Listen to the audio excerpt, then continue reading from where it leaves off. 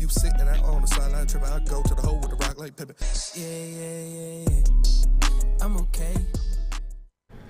What is going on, everybody, and welcome back to another episode of the Woodward Heavyweights live on woodwardsports.com. I am Spencer Raxter. He is Flannel Sam, once again filling in for Easy, who is on vacation with John Stamos in Barbados. So, we have young Chris pulling double duty today. He's in the TD booth. He's working sound as well. We appreciate him for doing all the wonderful things he does to make this show run. Aww. Chris, you're really a national treasure.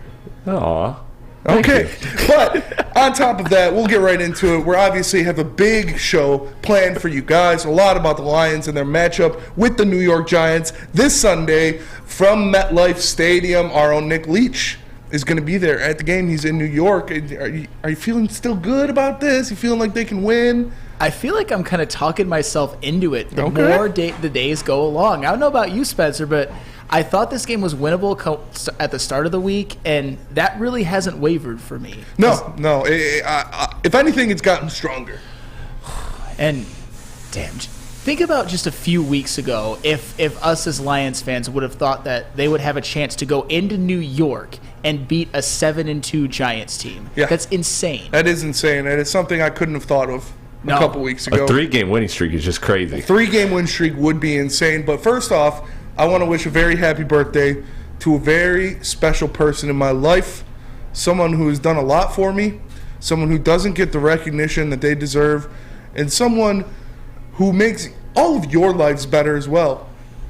And that is Jalen Duren. Jalen Duren is turning 19 years old today. But also, no, on a real note, happy birthday to Ryan Lentz, the one, the only. He gives you all the thumbnails. I'm surprised Killian wasn't on today's thumbnail because that is his favorite person. But his other favorite two people are, and that is MGK and Taylor Swift. So happy birthday to Ryan Lentz. Everybody shout him out in the Woodward Sports chat. But it is also Jalen Duren's birthday. He turned 19 today.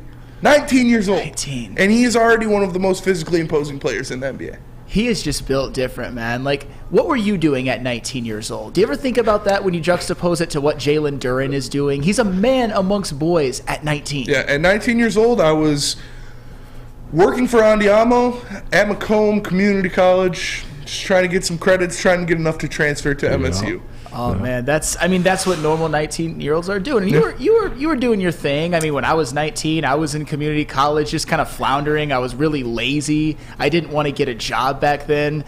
Like how things change, and Jalen Duren is like a man in the NBA. Already played double-digit NBA games at the age of 19. It is pretty amazing. But real talk, last night, we saw some. I didn't see most of it because I went to bed at a reasonable time because I'm a regular human being and I have to work in the morning. But the Red Wings, they showed out last night. They took it to the San Jose Sharks. Yeah. They beat them 7-4. It was a good game. We saw a lot of goals etched, a lot of goals from the defense. Yep. Mo Sider got one. Hronek got one. Other people went around. And Kubalik just continues to score goals at a ridiculous clip. It's amazing to watch, really. Yeah, I mean, Dominic Kubalik and even David Perron all showing out. And it's crazy what a win can do in the NHL. We were kind of, I wouldn't say hitting the panic button, but I was a little bit down on the Red Wings after their streak. But now you're thinking if they go into Columbus and win, that's 5 points on a West Coast trip. And Columbus, even though they signed, Johnny Gaudreau in the offseason, they're 6-9-1. They're a beatable team. They are. You'd think the Johnny Gaudreau signing would have propelled them into something better, but they're kind of sputtering out of the start. So this is something the Red Wings, hopefully they can use that momentum they got in San Jose to go out there and beat Columbus, because I'm not a fan of the Blue Jackets. I think they have a stupid name, like the Blue Jackets. Like, they play in a terrible city. They play in a terrible city in Columbus, in Ohio. Why does Ohio have so many sports teams? They have multiple professional sports teams in almost every sport. Why is that a thing? So that every other city can win. That's fair. I guess, they were like, yeah, come to Ohio. At least we have professional sports and Cedar Point. I mean, think about it. most Ohio teams have not historically been very good. I mean, the Reds had a little bit of their heyday. They did. But in Cleveland, Griffey, they had Pete Rose. Yeah, in Cleveland, they went from 1964 to 2016, 52 years with no championships. Oof. In any sports. In any sport. Cleveland, this is for you. And, you had that one. That was... I know you love to see that. Dude, honestly, as much as I want to dog on Ohio, that 2016 Cleveland Cavaliers team with LeBron James, that was one of my favorite sports moments of all time, absolutely. that Game 7. It was amazing. It was one of the best performances. That whole series by LeBron was one of the best performances I've seen in a very long time out of any professional sports player. Absolutely. And it's one of those that even when I look at today, I just am baffled that they were able to do that and how big that was for the city, how big that was for LeBron's legacy. I mean, I'm sure we could do a whole 2-hour show about LeBron James' legacy, right, Chris? I saw you in the chat that we one will day. not be doing that. we will not be breaking down LeBron's legacy for a 2-hour show. That would be awful. I would not be a part of that. I like LeBron. I'm not a LeBron hater by any means, but that is not something that I want to subject myself to. Real quickly, did you see LeBron playing into the whole line thing? I did, about the whole cat. Yeah, he called out a couple things because he did that Thursday Night Football cast, or I guess he's doing with Amazon now, and he was talking, and he said to Jalen Ramsey, he was like, I think Sean McVay has been looking at my playbook on Madden because I use you in a similar way, and I bring you down as a spy, and Jalen Ramsey was like, LeBron, you know what they're saying on Twitter right now? Like, you cap a lot. I like to see that. Hey, and LeBron, he's very active on social media, so he would definitely play into that. So good on Jalen Ramsey for kind of like sniffing that little lie out. But it's all good and fun. That's really cool. Just getting guys like Jalen Ramsey and LeBron James in the same room talking about football, two elite athletes. It's very fun to watch. I love that whole thing. I love the Manning cast is awesome. Oh, yeah. They were doing it for the baseball playoffs a lot with I forget who was sitting down with. I know Pedro Martinez was in a few of them. They did a lot of stuff like that. It's just so cool to see these guys who have been there, who have been at that elite level that you have to be physically perfect, executing at a high level. To see them break down what's going on in the game from their perspective is something very cool. Yeah, and when you see them break it down, you realize how much higher my sports analysis could go to, or how low it is compared to them. Like guys who've done it, they just know the little things, like the minutia of why a play goes the way that it does, why a pitch is thrown or something like that. It's amazing to watch because who better to go to than guys who have actually done it at the highest level and those who are entertaining while they do it. I'm talking to you, Mannings. Yeah, they're so great at doing it, and that's why it's cool. We have the luxury of that in-house. Yes. When I talk to Darren McCarty about the Red Wings, when I talk to Braylon Edwards about football, about Michigan, about the Lions, and getting it from their perspectives is something that you can't put a price tag on. Yeah, because believe it or not, Big D Energy audience, me and Darren McCarty are friends. They are friends. We are friends. We're very cool with each other. And Braylon Edwards, for those of you who don't know, he was my favorite college football player, like my first favorite college football player, like 2013, 14, being at Michigan, being the greatest wide receiver in school history. Yeah. And just seeing both of them break down sports, it's just like, yeah, it's awesome. It's really awesome to see. But on top of the Red Wings playing at 10 o'clock last night, the Pistons played at 10 o'clock last night. That should never be a thing. They should never be on West Coast road trips at the same time. It's why? Like I said, I am a man who enjoys his sleep. Yes. I'm a man who has to wake up early to prep a show and then get into work. Yes. And I don't like having to stay up until midnight to watch a bad basketball team play. I just don't do it. I mean, we got to go do Big D Energy from 11 to 1 every single weekday. I didn't stay up to watch both of those games. Neither did I. I mean, I watch full game highlights, of course, and I catch what I can, but dude, like I totally get what you mean. It's like I want to watch my teams. I don't want to sacrifice my sleep. I know sometimes you got to make those sacrifices, but yeah, I'm fine with it if it's like a weekend game, a Friday game, or the Red Wings are playing on the West Coast, the Pistons are playing in Chicago or something. But both of them being on the West Coast on a random Thursday, like, come on, man. People have lives. People have jobs. Detroit, as much as you want to hate on it, is a big sports market, and we show out for our teams in ratings. So at least make it a matinee game if they're playing on the West Coast. Have them play at 4 o'clock West Coast time so we can get something. I mean, did you see, too, the NBA? It was just like 3 West Coast games. Yeah.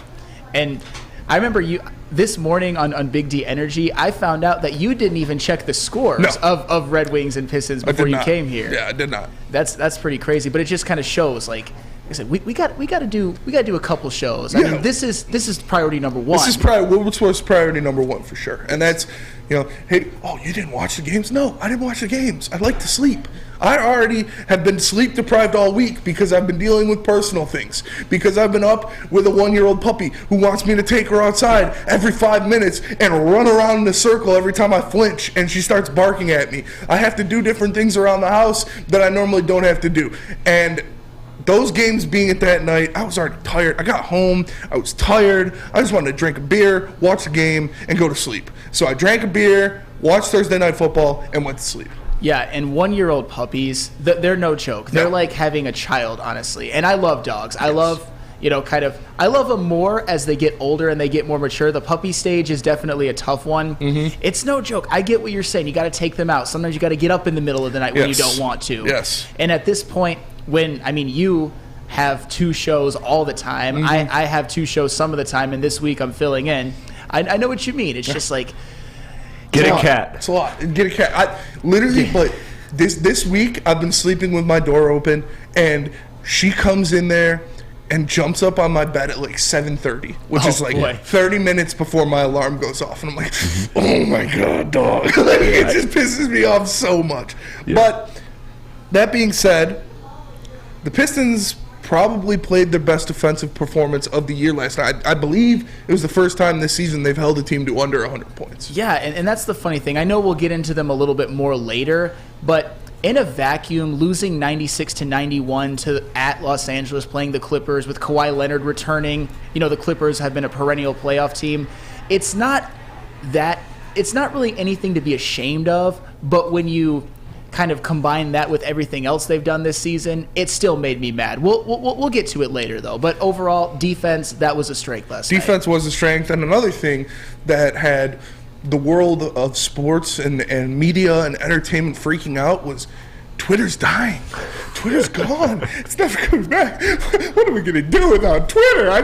How are the people going to get these thoughts that are burning deep inside of me, that the world needs to know, that people are dying to hear my drunken thoughts at midnight on a Saturday? How else will I be able to get those out to the world? Twitter's not dead. It ain't going anywhere. I don't know the backstory. I guess Elon Musk is cleaning house. He's firing everybody. Yeah. I don't dive into it too hard because I don't care about billionaires and what they do. I'm worried about my life, my people, and my Detroit sports. Twitter's not going anywhere. People are just worried that Elon took their 8 and ran off with the plug. Yeah. Yeah, that's for sure. That's for sure, Chris. They're worried he ran off with the plug. No, seriously, I saw so many tweets that were like, "Man, just took my $8 and ran off. What kind of plug is this?" Honestly, that's a good point. But if you paid $8 for a check mark, you're stupid. Yeah, you deserve that. You deserve it. Yeah, I hope you paid $8 and they're just gone forever. Yeah. You never get them back. I hope you got locked in for a year. Yeah. Oh yeah, locked in for a year. $8 You have to give your firstborn child the key to get out of it or whatever. Yeah, I mean, didn't you see that guy who made a fake Adam Schefter account and announced a trade? But because they have the new rules, anyone can just pay $8 and get a blue check mark. So everybody just thought it was a real update. It had like all kinds of retweets and likes, and this guy's actual profile had like 100 followers or something like that. Yeah. I mean, it's tough. Those are the consequences that I think maybe Elon Musk didn't quite think of at the time. Yeah. That's for sure. He definitely didn't plan some things out. He even said, we're going to try a lot of things. Some of it's not going to work out, but we're just pushing it out there. If you want to stay on Twitter, you got to chip your kid. Your firstborn gets a chip. Yeah, exactly. And Elon, I know you're a big heavyweights fan. I know you watch the show a lot. We appreciate the sport. We just want to edit tweet button, man. That's all we want. We just want to edit tweet button. Is it that hard?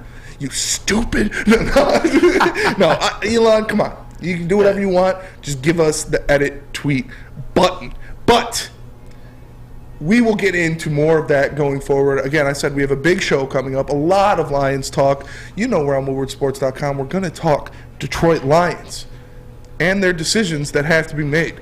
But one decision that doesn't have to be made is where you're going to get your hair cut. Because you obviously know it's Lady Jane's. Because you can come into Lady Jane's for an award-winning experience and register for a once-in-a-lifetime opportunity to win a down payment on your dream home up to $200,000. Lady Jane's open 7 days a week. Walk in anytime, no appointment necessary. Because at Lady Jane's, it's wicked awesome. You have an opinion? Make sure it's seen and heard. Corner, jumper. Tweet us, hop on the YouTube chat, slide in the DMS at Woodward Sports on all social media.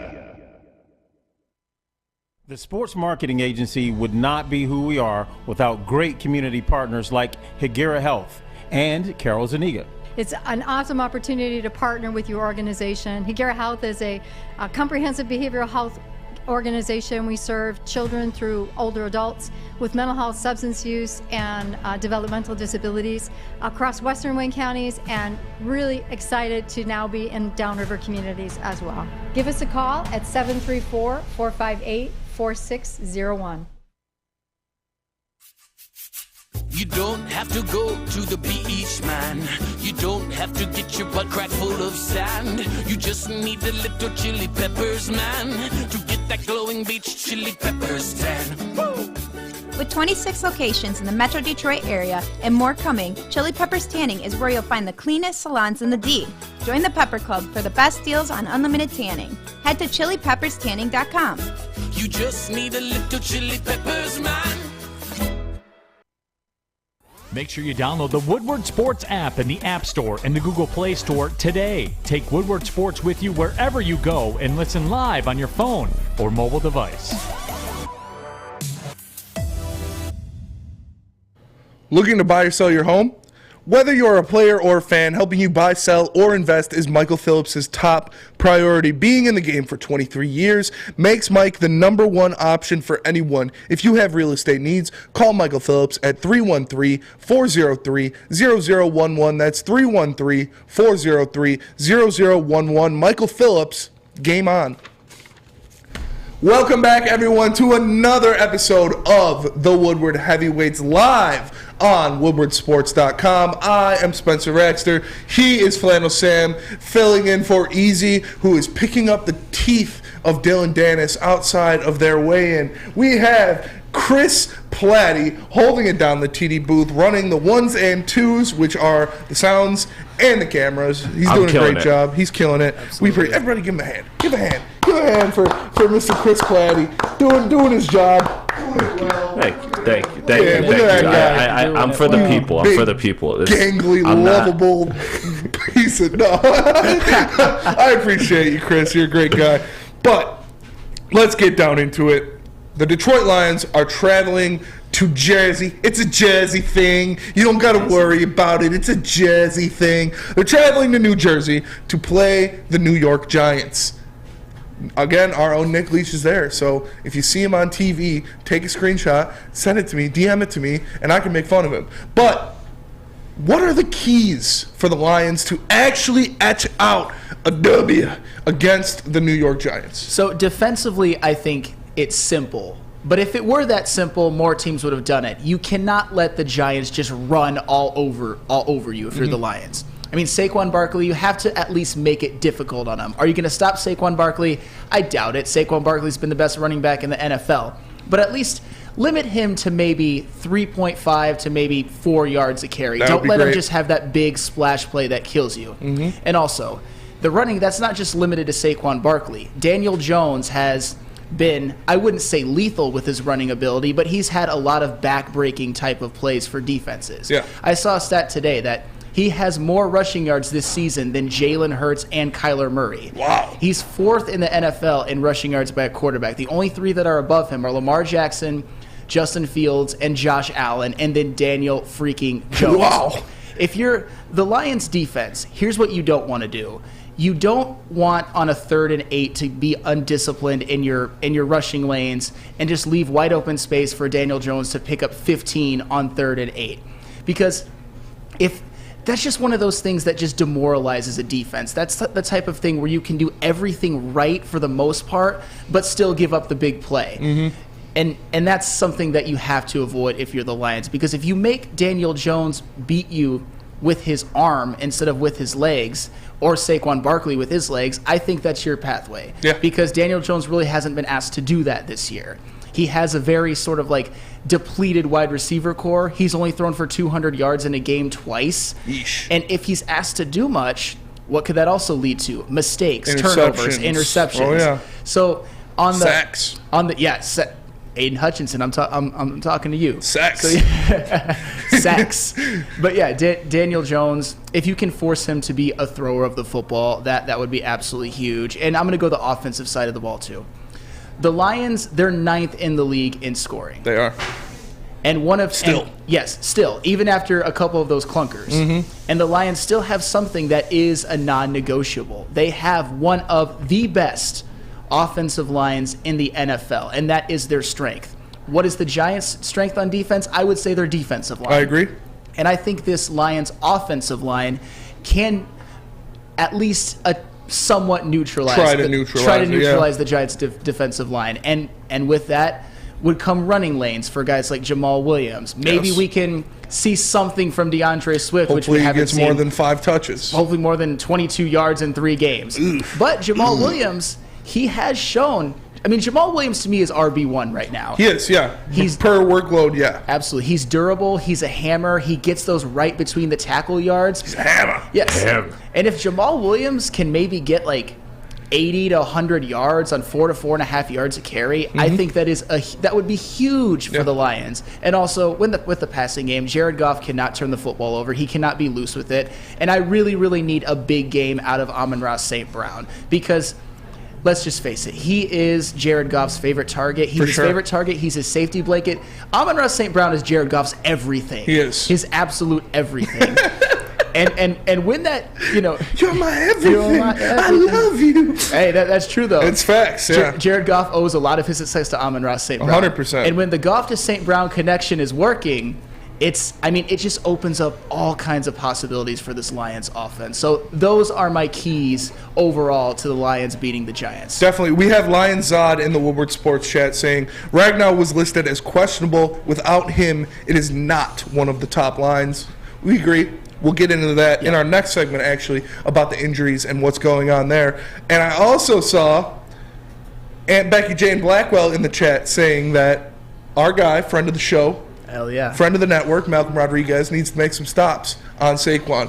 And I agree with that. I agree that try to hit him before he gets to the line of scrimmage. Yeah, it's going to be hard to do, but you need to at least make contact so it slows him down. He can't get those giant legs of his churning. But another thing I have for Malcolm is I'd like to see him be used as a quarterback spy on third downs. I mean, you're going to have to. Daniel Jones is a guy that can kill you. 31 first down. I know I've said it in nauseum this week, but the guy has 31 first downs rushing this year. That is unbelievable. Yes. I mean, I would guess that those have been directly responsible for maybe like 2 or 3 wins. Oh, just 100%. those huge first downs. I mean, that's a stat that honestly boggles the mind. Daniel Jones has 31 first downs with his legs in 9 games. Yeah. That's killer. That's more than 3 a game.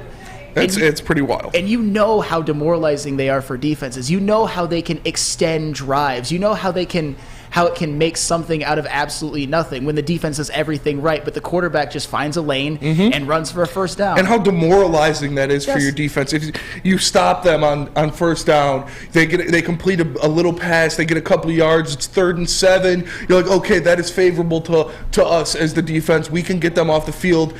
You account for everything. You have them locked down. You check Saquon out of the backfield. And then Chris Platty as the quarterback, because I was just thinking about it, like, Chris kind of looks like Daniel Jones. Daniel Jones kind of looks like Chris. They both see it. Kind of, gangly, a little gumpy. I feel like I could see Chris running down the field and getting sniped like Daniel Jones did in that one game.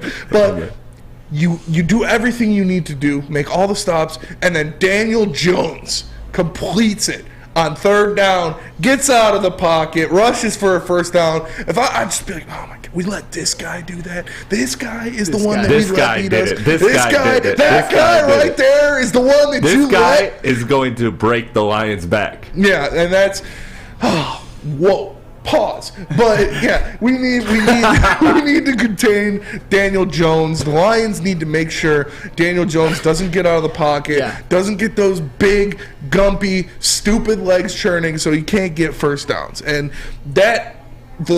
another thing, I know it sounds cliche, it's what you want everybody to do. You got to cash in when you're in the red zone. 100%. You need to keep points on the board. You need to get those points out of your drives, because as little as this Giants offense scores, the defense plays so well that they make up for it. So when you're in the red zone, when you're down deep, you need to cash in.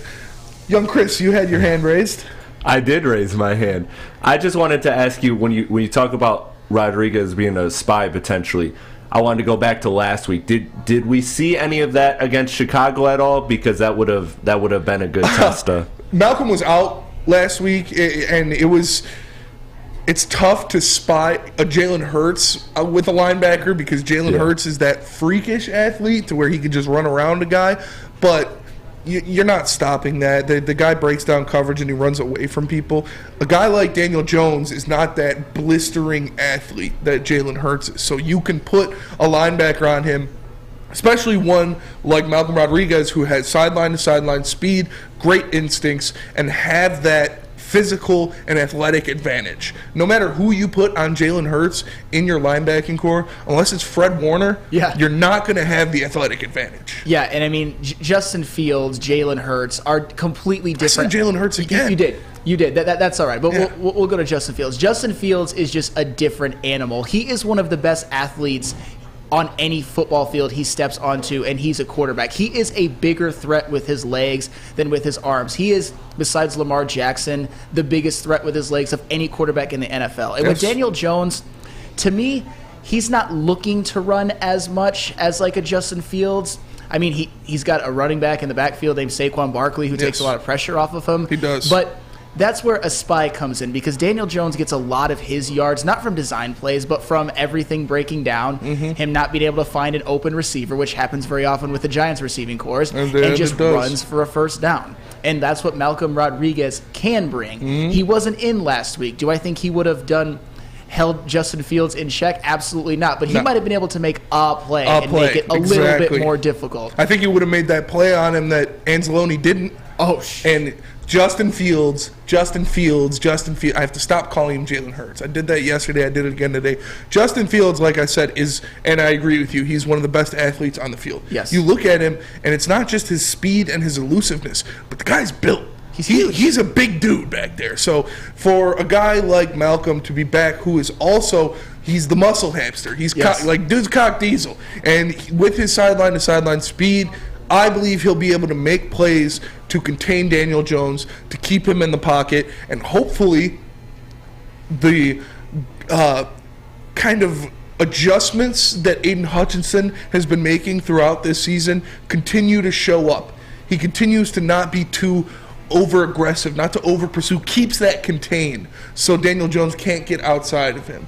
And make plays. I mean, if you over-pursue on Daniel Jones, that's when he can beat you. But Aiden Hutchinson has shown to be much more disciplined in the last few weeks, especially than he was in Week 1 against Jalen Hurts, where he wasn't super disciplined. He did over-pursue, and Jalen Hurts did kill the Lions. But speaking of sports, there was a really, really good baseball movie that came out. There was. It's called Moneyball. Yeah, it's a great movie. Yeah, I love that movie. But we're not talking about that. We are talking about Moneyball Sportswear. Check out Moneyball Sportswear. It's your one-stop shop. Whether you want the latest look in athletic apparel or need new uniforms for your team, Moneyball has it all. Stop in Moneyball's showroom in Southfield and experience the only way to ball. Join Braylon Edwards, our very own Braylon Edwards, on Black Friday from 11 a.m. Of the final word from 11 a.m. to 12 p.m. and you can win some Moneyball swag. Or visit moneyballsportswear.com. Moneyball, it's the only way to ball. 3 NBA championships. Detroit fans were there. 11 Stanley Cups. Detroit fans were there. 4 World Series wins. Detroit fans were there. And that one Lions playoff win in 1991? Yeah, Detroit fans were there. Woodward Sports, where the fans are. Hi, I'm John from Better A Mortgage, and to me, family is more than blood. That's why I have the biggest family in Metro Detroit. If you're looking to buy a house or refinance and need a loan, come get treated better than family by me and our entire team here at Better Rate Mortgage. We pride ourselves on giving you better advice, better service, and a better loan experience. That's why we are Better Rate. If you're looking for a new mortgage, come get treated like family. Actually, better with Better Rate Mortgage. Visit us at mybetterrate.com or call at 248-480-4467 today. Woodward Avenue, the first paved road in America. Woodward Sports, the first sports network born in Detroit and made for Detroit. The official meat supplier of the Woodward Sports Network is The Butchery. All you have to do is call 248-682-2697. Yes, that's 248-682-COWS. Or move on over and order online at thebutcherysl.com. Shipping included for Woodward Sports customers. The Butchery, meats, eats, and treats. Sandwiches to die for. Wagyu meats and artisan breads inspired by the legend Chef Dave. Only the best of the best for our meat-loving customers. An old-school butcher shop from a new-school perspective. And like I said before, man, who do you trust with your meat? You should trust the heavyweights and the Butchery with your meat, and we can give our meat to you. So hit them up. Make sure you check them out at thebutcherysl.com. What's going on, everybody, and welcome back to another episode of the Woodward Heavyweights. I'm Spencer Axter. He is Flannel Sam, filling in for Easy. I heard Easy is in Buffalo, hiding in the snow like a goblin. We, of course, have Chris Platty on the ones and twos, holding down the TD booth and the soundboard over there, doing his damn thing. We just got done talking about the keys of success for the Detroit Lions as they take on the New York Giants. And one key of success for any NFL team any week is the health of their players, is the 100%. Health of their playmakers. And we saw at practice today, Josh Pascal still not at practice. Josh Reynolds did not practice. Was hoping we could get him out there, but it's not looking like it. Charles Harris also did not practice. Neither did Deshaun Elliott. Those are four pretty big pieces to this team, to this defense. What does it mean that you're not going to have, 1, 2, 3 starters on defense and probably your second best receiver? What does that mean for the Detroit Lions? I mean, you want your best players. It means that my confidence that the Lions can win this game, it might go down a little bit, because when you don't practice Friday, I don't think that's a good sign for playing Sunday. Definitely not. And one guy that I feel like has gotten overlooked on this team that isn't practicing this Friday is Deshaun Elliott. Mm-hmm. Deshaun Elliott is second on the team in tackles with 57. Deshaun Elliott has been that starting safety all season long. Coming into the season, what was the knock on Deshaun Elliott? He couldn't stay healthy in Baltimore. He had seasons where he missed like a ton of games. Yes. But if he could stay on the field, that could be one of those sneaky sort of Brad Holmes good signings. And so far, it absolutely has worked out. You're getting probably more than you bargained for with Deshaun Elliott. So that would be really rough if they lose him, considering Tracy Walker is already done for this season. That's where you might have to see guys like C.J. Moore, I don't. C.J. Moore, he's a good special teams player. I don't want him anywhere near the starting safety. If Melifonwu practiced all week, I mean, maybe we'll see him out there. I'd probably rather see him than C.J. Moore, because at least with Iffy, you want to just see, give it a couple last gasps to see if you got something, if maybe he can have a Derek Barnes-like resurgence. I mean, do I think it'll happen? Not necessarily, Probably but not. I had counted Derek Barnes out, and look what happened.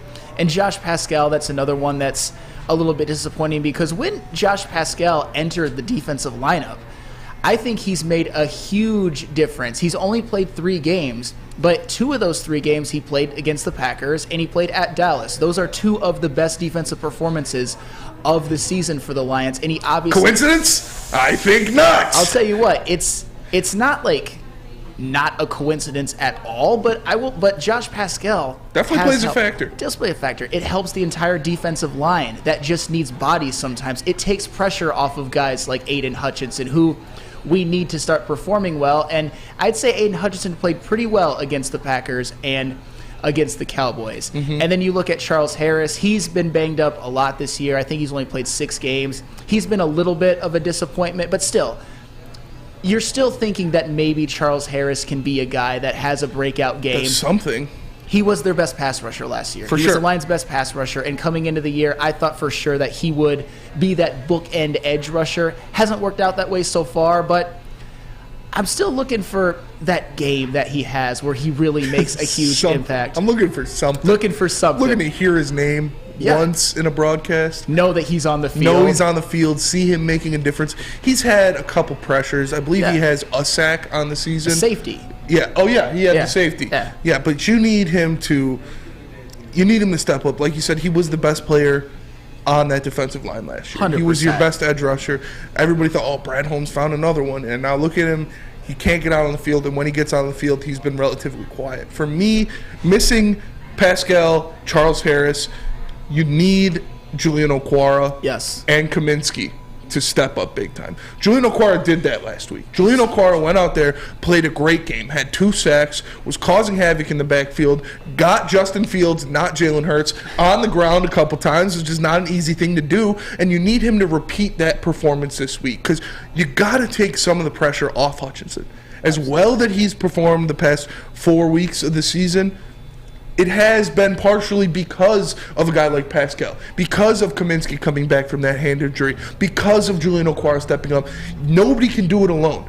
You look at the good teams, they all have multiple options of pass rushers on that defensive line, and when it's just Aiden Hutchinson out there, it's not easy. So we're going to need guys on that defensive line like Julian Okwara and Kaminsky, Austin Bryant maybe, Aleem McNeil, get some pressure from in the middle. We need those people to step up if we expect the Detroit Lions to do anything. I mean, Julian Okwara, he's a guy that maybe last week can be used as like a springboard for him because just saying that he played well last week, I think is completely understating it. He played the game of his life. He had 2 sacks, and his last sack completely ended the game for the Chicago Bears. Right after Justin Fields had just like been avoided three players, Julian Okwara gets up and says, game over, and then Dan Miller, of course, made that famous call. Great call. Dan Miller's the GOAT. Dan Miller is a GD national treasure. Yeah. I love Dan Miller. Absolutely. And John Kaminsky. Touchdown, Detroit Lions. Touchdown, Detroit Lions, yes. And John Kaminsky's another one. He's been, I'd say, when he's played, a little bit of a surprise bright spot. I mean, I could argue he's made more impact on this season than Charles Harris. Who would have thought that so far? Yeah, it's pretty wild. I just had to address something in the Woodward Sports chat real fast. I know where this is going. King Horse. I do not crimp my hair. I don't even know what that means. I just wake up, I take a shower, give it one of those, comb it in the shower because it's pretty curly, so it's hard to get a comb through when it's dry, and then go to work. I do not crimp my hair. I actually, when I was younger, I grew my hair out for the first time my freshman year of high school. My Nana asked me if I got a perm because I never had long hair in my life, and it was like super curly. And my sister and her friends straightened my hair. It took them 3 hours, and each of them had a straightener. Wow. And this is all natural, baby, all natural. My sister-in-law actually saw me not too long ago, and she's like, your hair is like exactly what I'm going for. You got those loose curls. Like, I just want that. I was like, some people got it, some people don't. I'm sorry, Chrissy. You just don't got it. Hey, and if you got it, flaunt it, right? Exactly. If you got like women jealous of your hair, that's a pretty big accomplishment. I got to give you props for that. I appreciate that. Hey, one player that we haven't mentioned yet on the injury report, let's go to the offensive side of the ball. Yes. And yesterday we talked about like what Josh Reynolds could bring to this team if he plays. And I thought that it was trending that he will play, but if he doesn't practice on Friday, probably not going to play. Then you're looking at Amon-Ra St. Brown, Khalif Raymond, and Tom Kennedy as your 1, 2, 3 wide receivers. I know Tom Kennedy's been a bit of a folk hero, but you don't want him to have to play a bigger role than to just make like a play or two. Yes. And if he's your number 3 wide receiver, you might ask more of him, especially if the Lions need to your throw favorite Tom Kennedy. My favorite Tom Kennedy. What would you do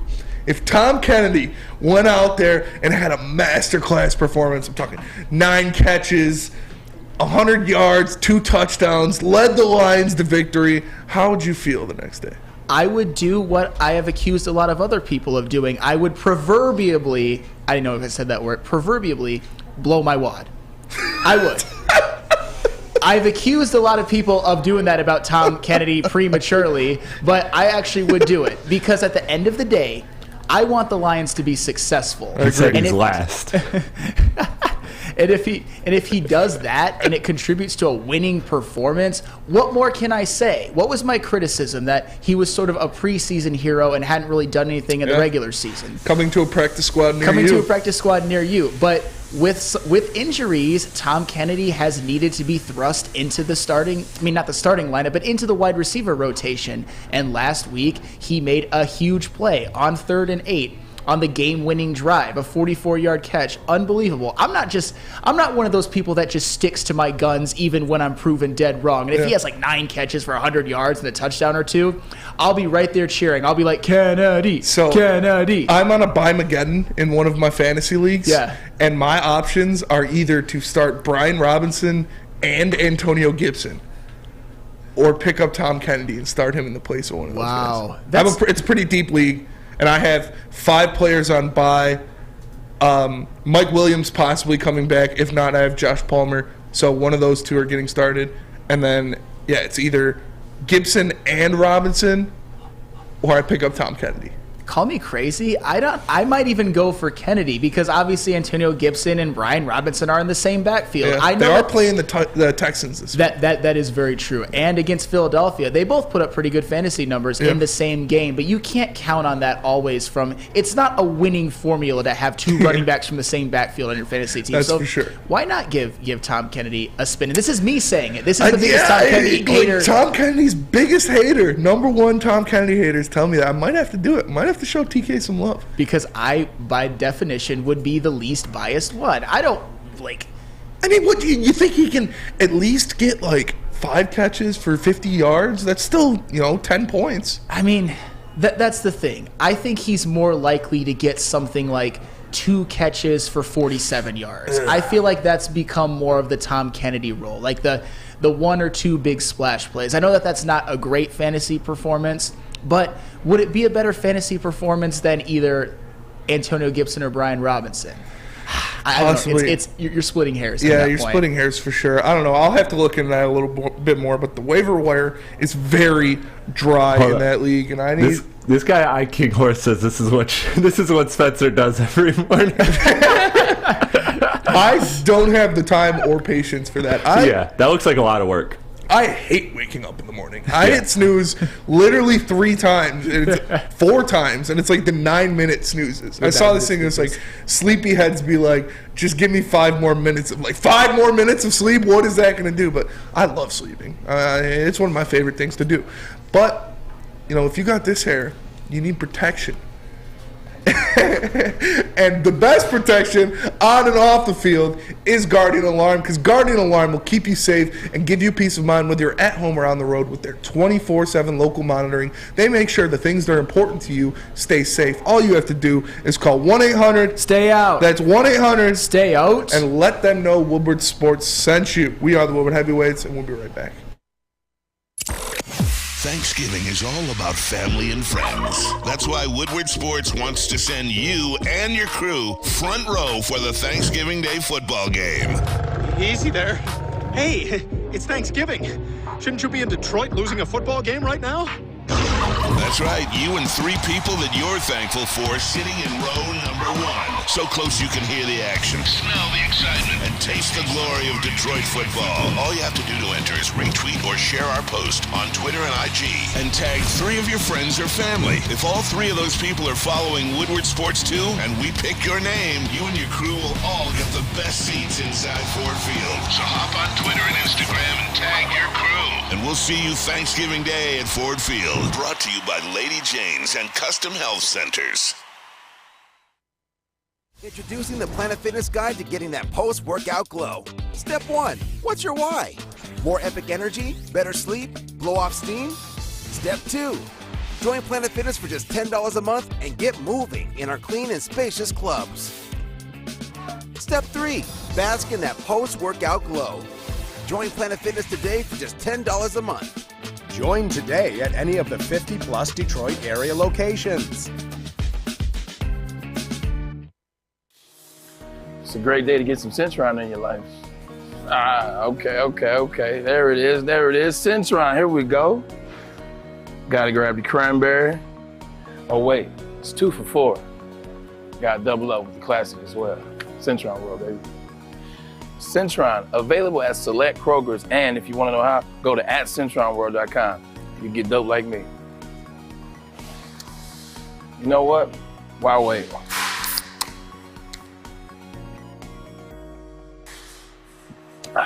Great taste, guaranteed.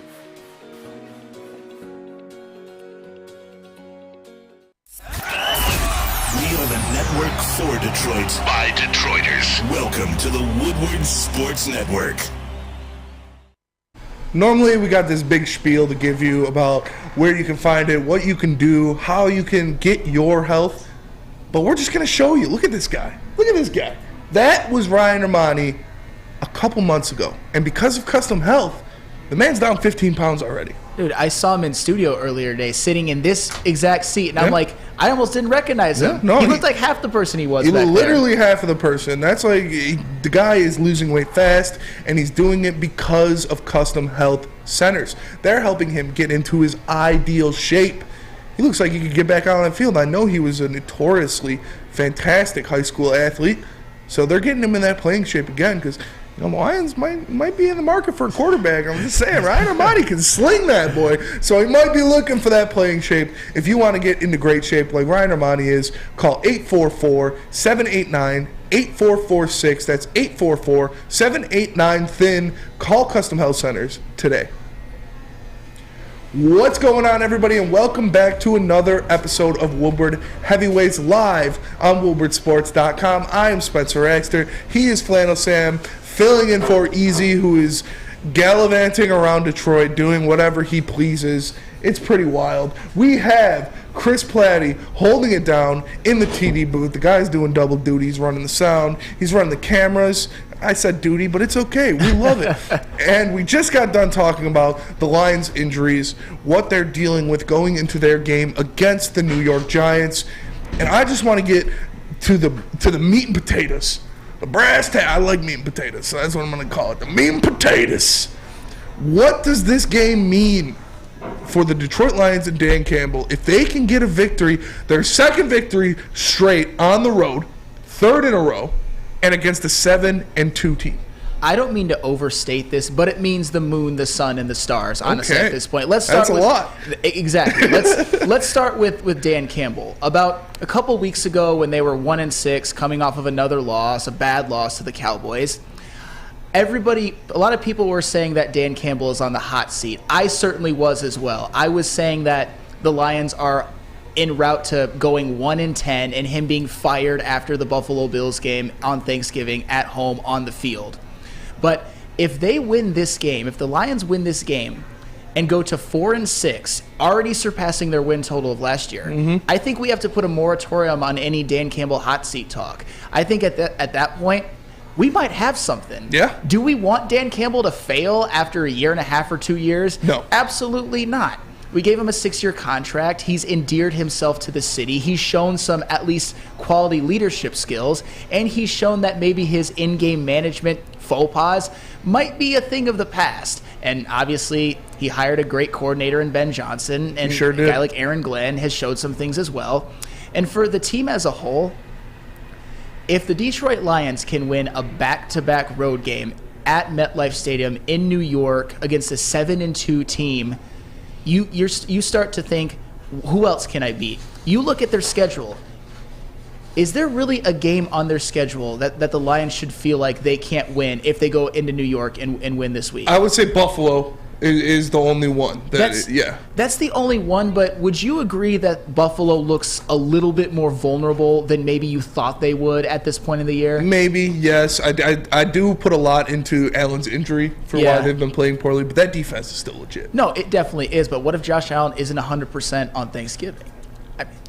I think it's 60% Josh Allen can still get the job done. No, I agree. Yeah. I wouldn't say the Lions should be favored in that game, but if they win in New York... given Sunday. Absolutely. Or Thursday. Yeah, and can they go into New York and beat the Jets later on in the year? Yes, would be a winnable game. Can they win at home against the Vikings, you think? Yeah, they played the Vikings tough on the road at the beginning of the year, and it seems like they've gotten better as the season's gone on. Could they go to Lambeau and win at Green Bay? Packers are absolutely. a joke. Yeah, 100%. But regardless, Lambeau Field is a tough place to play, and it's been a house of horrors for the Lions traditionally. So if the Lions can go win in New York, be 4-6, the possibilities for this season, I wouldn't say they're endless, but you can start talking about 8-9 wins. You can start talking about wild card, kind of the word that should not be used. But if they win this game, it can be the bridge to Terabithia. Sorry, that's emotional. No, that's very morbid. I don't want to cry on this. Dude, that's a sad movie. F that movie. Yeah.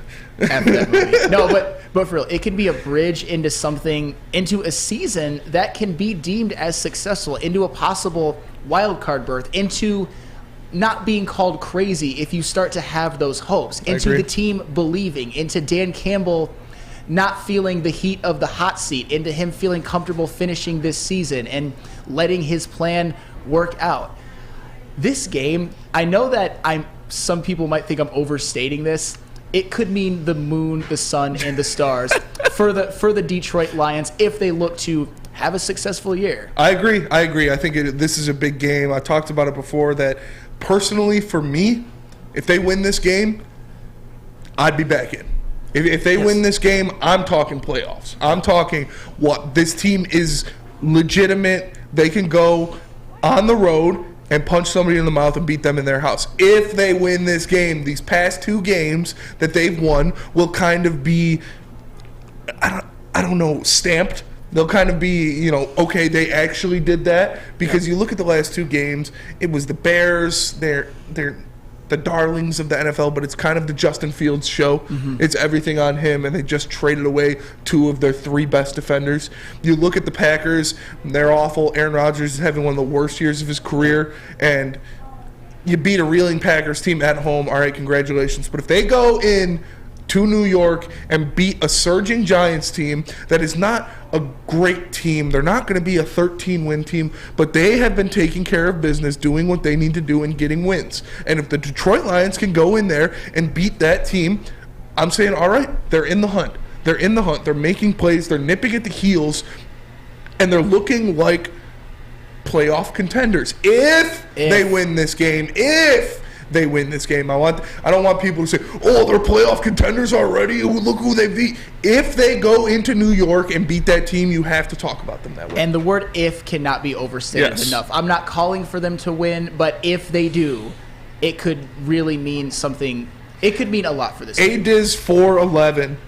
Adiz 411 in the Woodward Sports Chat puts it perfectly. A signature win.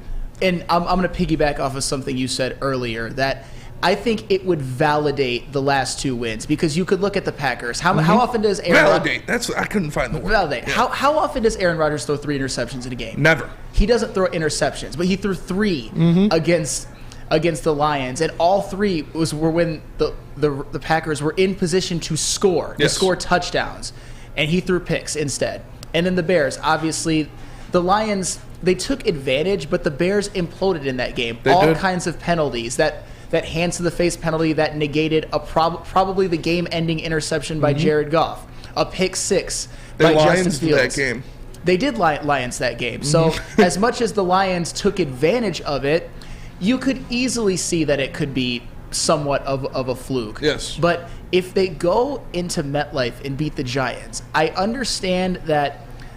I don't know if the Giants are as good as their record shows, but the reality is that's a 7-2 football team. Yeah. That would be a 3-6 Lions team going on the road to a 7-2 Giants team and beating them.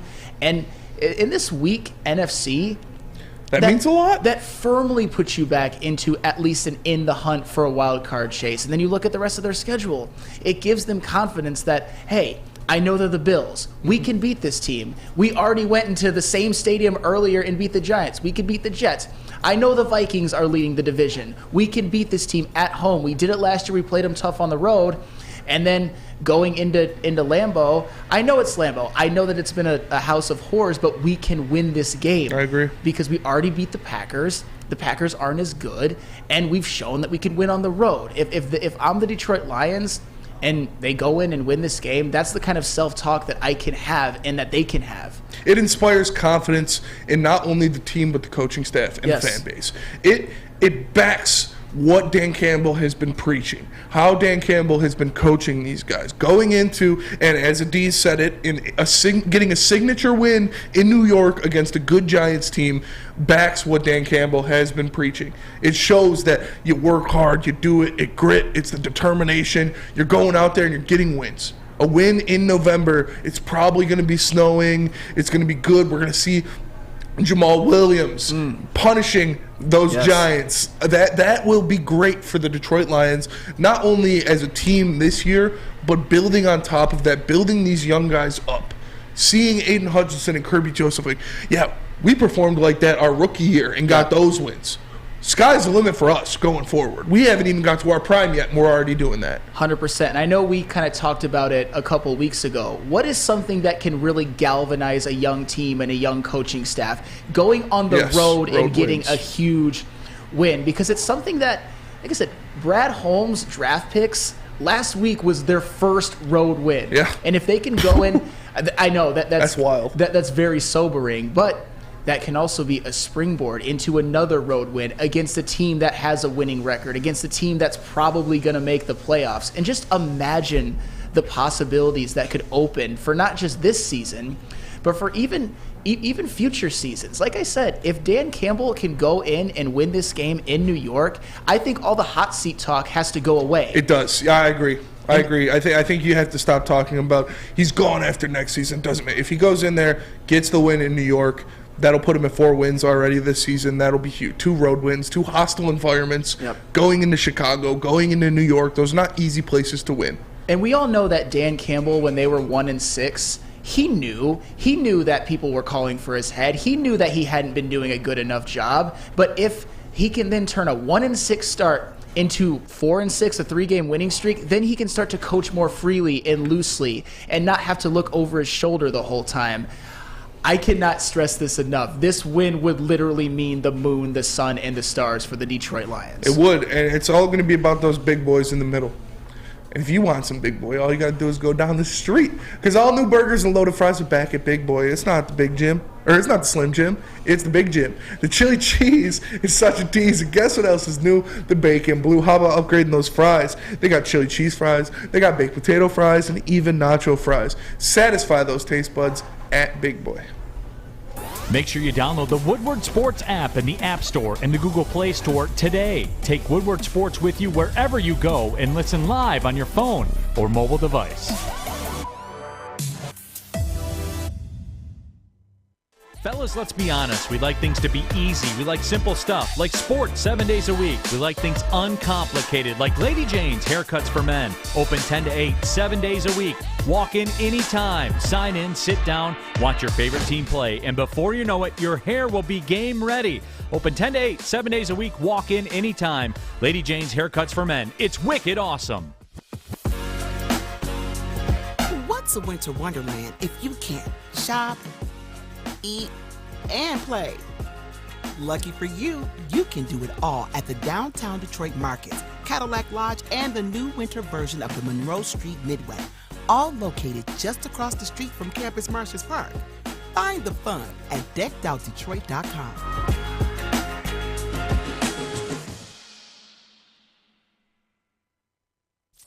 Have an opinion? Make sure it's seen and heard. Corner, jumper, tweet us, hop on the YouTube chat, slide in the DMS at Woodward Sports on all social media. 1. Chili Peppers Tanning, the place where you'll find the hottest bulbs, the hottest deals, the darkest tans. Remember, you can join the Chili Peppers Tanning Club for just $5, where they'll beat all competitors. Buy that $5. $5? $5, Spinny. Wow. Listen, this is a place to go. They got all types of lotions, all types of options for you. Make sure you go check out Chili Peppers Tanning. That's 27 locations and more. It's your vitamin D headquarters. Wow. Let's give a round of applause for Chris Platty right there. Doing that off the cuff. Didn't have the sheet in there with him. That was very well done. That was good. That was good. We didn't off the That was not bad. It was jumbled, but it was all right. jumbled, but it rolled. You didn't freeze up. You did good. We appreciate you all for coming back and joining us on another episode of the Woodward Heavyweights live on WoodwardSports.com. I am Spencer Raxter. He is Flannel Sam. You just heard the great voice of the one and only Chris Platty doing double duty. Flannel Sam is in for easy as he is trying to steal the change out of parking meters downtown. But we appreciate you all for joining us today. We just got done talking about what it means for the Detroit Lions and Dan Campbell to get a victory in New Jersey, technically, against the Giants. What I want to know is give me 2 players on offense and 2 players on defense that need to step up and have the biggest performances for the Lions to get that victory. I mean, I know this is easy, but for the Lions, I got Jamal Williams and Amon-Ra St. Brown. Yeah. Jamal Williams, to me, he's proven a lot. Going into the year, I didn't think that he was a running back one. I was obviously very high on DeAndre Swift, so by that, I was kind of like, Jamal Williams is going to be the backup. But Jamal Williams, with DeAndre Swift's injuries, he is having the best season of his career. He is playing like a running back one. He has been durable. He has been a hammer. He's like a walking 20 carries, 80 yards, touchdown or 2. And that's what you want from a guy like Jamal Williams. When you're on the road in an environment where there's going to be maybe some weather issues, you want the offensive line to just punish the defensive line and for that big hammer of a running back to just get those 4 yards, get those 5 yards, get like 3 yards on 3rd and 1. And then, of course, Amon-Ra St. Brown. Amon-Ra St. Brown, with DeAndre Swift kind of being injured, is without a doubt their most talented and their best skill position player. And the chemistry that Jared Goff has built with him, that just means that Amon-Ra St. Brown is going to get a lot of targets. He's great at getting open.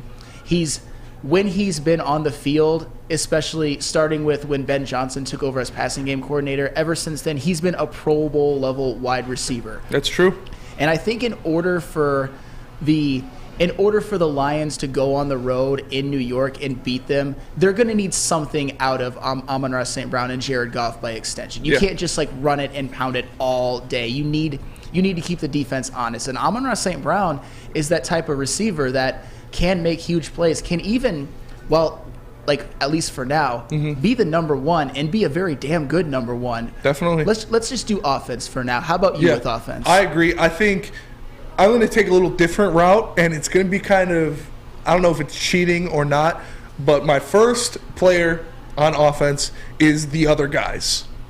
Whether that be Josh Reynolds, DJ Chark, Tom Kennedy, you need a second established receiver to step up. Because I think Amon-Ra St. Brown will get his 10 catches for 100 yards and a touchdown, do what he normally does. But you need someone else in that passing game to step up, kind of take the pressure off him and be an outlet for Jared Goff. You need someone, if DJ Chark plays, I don't think he will. If Josh Reynolds plays, I don't think he will. So whether that be Tom Kennedy, Trinity Benson was just put on the IR, so who knows who else is in that wide receiving core. So we're going to need someone on that wide receiving core to step up and be that second guy next to Amon-Ra St. Brown to take some of the pressure off of him and Jared Goff. And my second player is the tight end unit.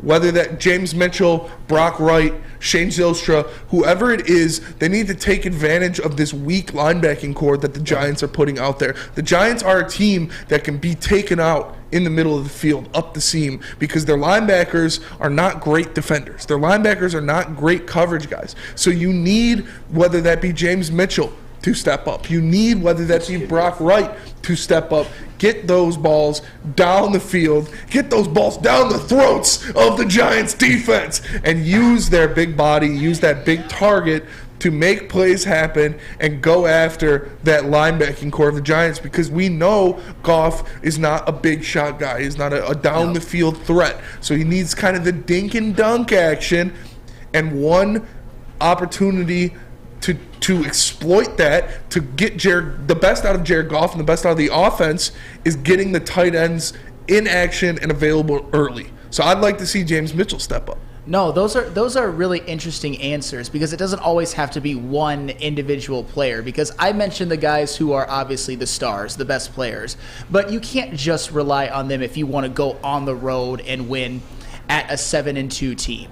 And then with the tight ends, they have done well in the red zone. They've scored touchdowns, but as far as volume and production, I'm not going to say the Lions miss TJ Hawkinson, but I'm sure Jared Goff would like to have him. He was a reliable target. And for the record, I'm not mad at the trade at all. I'm just saying that like the tight ends need some time to sort of, get more experience and get more action and get more targets. I'm curious with the defense. I'm going to let you go first this time because I kind of stole all the obvious ones on offense. And like with the defense, who are 2 players that you need to step up? Number 1 is Malcolm Rodriguez. To the surprise of absolutely no one. Yeah, to the surprise of nobody. I'm shining my boy. But he is going to need to step up, not only in helping limit Saquon Barkley. I don't want to say stop Saquon Barkley because you can't stop Saquon Barkley, but to limit Saquon Barkley in what he does to try to meet him at the line of scrimmage. Don't let him get past you. Make sure you wrap him up. And we already talked about Daniel Jones getting outside of the pocket, making things happen. So the ability of Malcolm Rodriguez to go sideline to sideline, make plays, be that athletic, fast muscle hamster that he is, and get out there and limit Daniel Jones in the rushing game as well. I think that is a big factor of it. And another one is Jeff Okudah.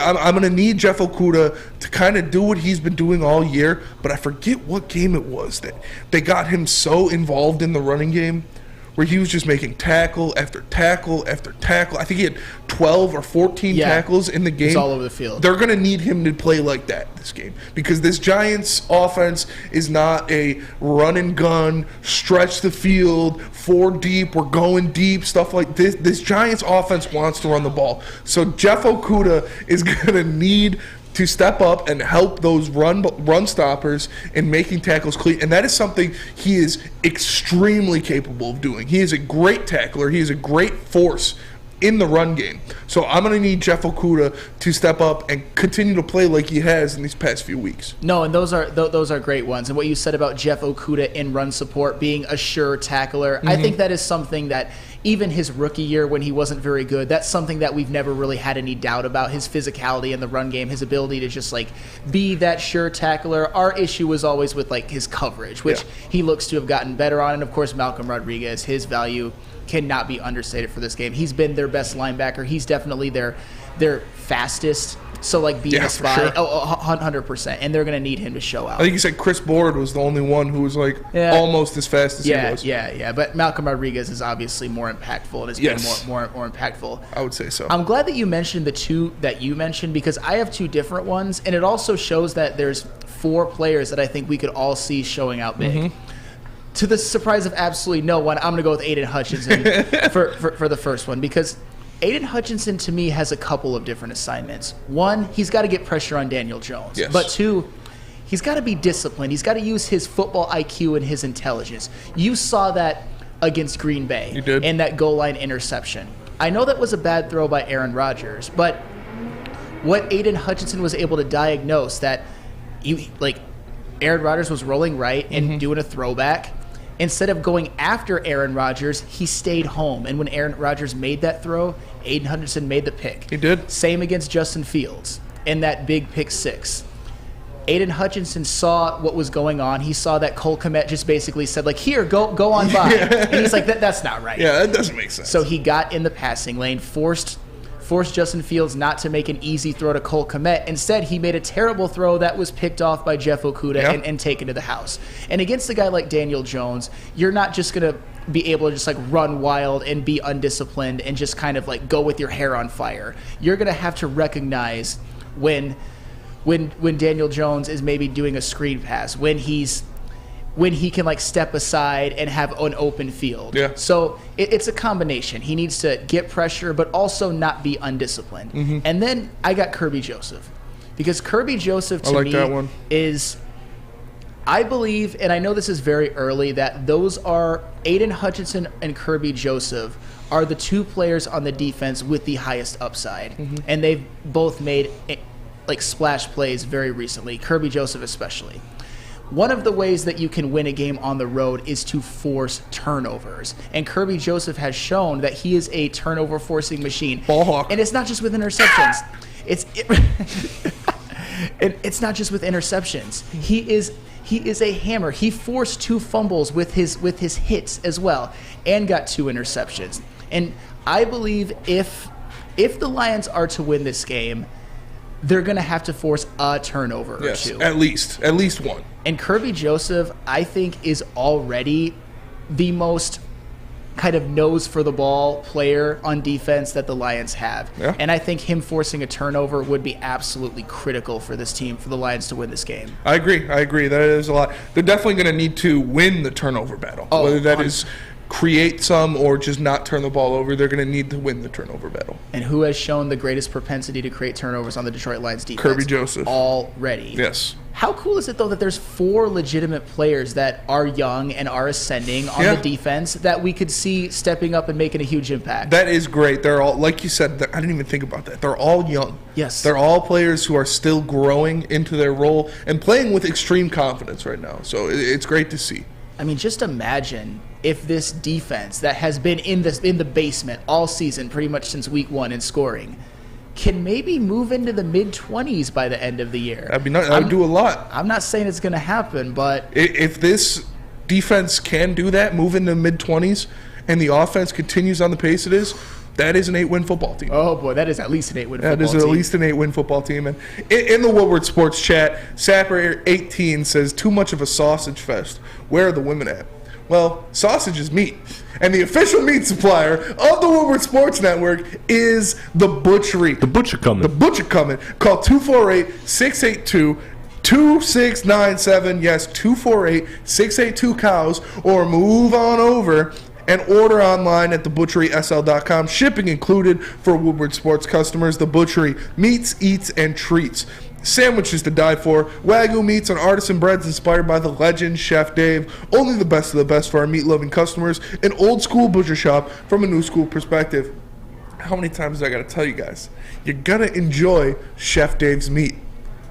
The way Chef Dave gives out his meat is unlike anybody else. So make sure you go check it out at thebutcherysl.com. Great meat. 3 NBA championships. Detroit fans were there. 11 Stanley Cups. Detroit fans were there. 4 World Series wins. Detroit fans were there. And that one Lions playoff win in 1991? Yeah, Detroit fans were there. Woodward Sports, where the fans are. Life is full of hard choices. We're here to make one of life's biggest decisions as simple as possible. My name is Christina Gennari, and for over 20 years, I've helped hundreds of families buy and sell homes. We cover all of Metro Detroit and more, from large luxury homes to starter homes. We will work hard to make sure that you get the home of your dreams. So if you're in the market today or even thinking about buying or selling in the future, make the obvious choice. Christina Gennari, the obvious choice in real estate. Visit us at soldchristina.com today. Woodward Avenue, the first paved road in America. Woodward Sports, the first sports network born in Detroit and made for Detroit. All right, time to talk about Swiss. No, not a mushroom and Swiss omelet, but Swiss Insurance Group. That's right. Swiss Insurance Group and their employees are heavily involved in their community.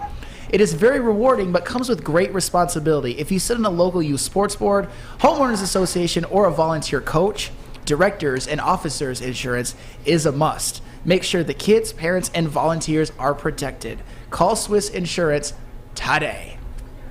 Welcome back, everyone, and thank you for joining the Woodward Heavyweights live on WoodwardSports.com. I am Spencer Raxter, the only certified heavyweight in the building at the time. We have Flannel Sam filling in for Easy, who is auditioning for Ladies' Night at a local establishment on 8 Mile. We have Chris Platty in the booth doing double duty on the ones and twos, doing the sound, doing the cameras, and he's doing a great job. We appreciate you for holding it down, Chris.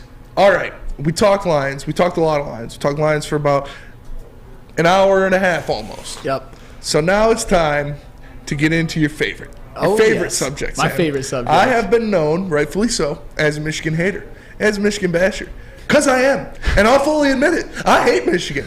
But I respect them. Yeah. And I give them credit. You can agree with that. I give them their credit when they do things the right way. You're definitely one of the most honorable Spartans. I appreciate that. For sure. I wear that badge of honor. Yes. But Michigan this week is going up against Indiana. They have, or Illinois. Yeah. I'm sorry. They have that matchup to kind of prepare them for their biggest matchup of the year in the Horseshoe against Ohio State. So I want you, as an on-record Michigan Slappy, to tell me what Michigan needs to show you against Illinois so you can feel confident of them going into their matchup in the Horseshoe.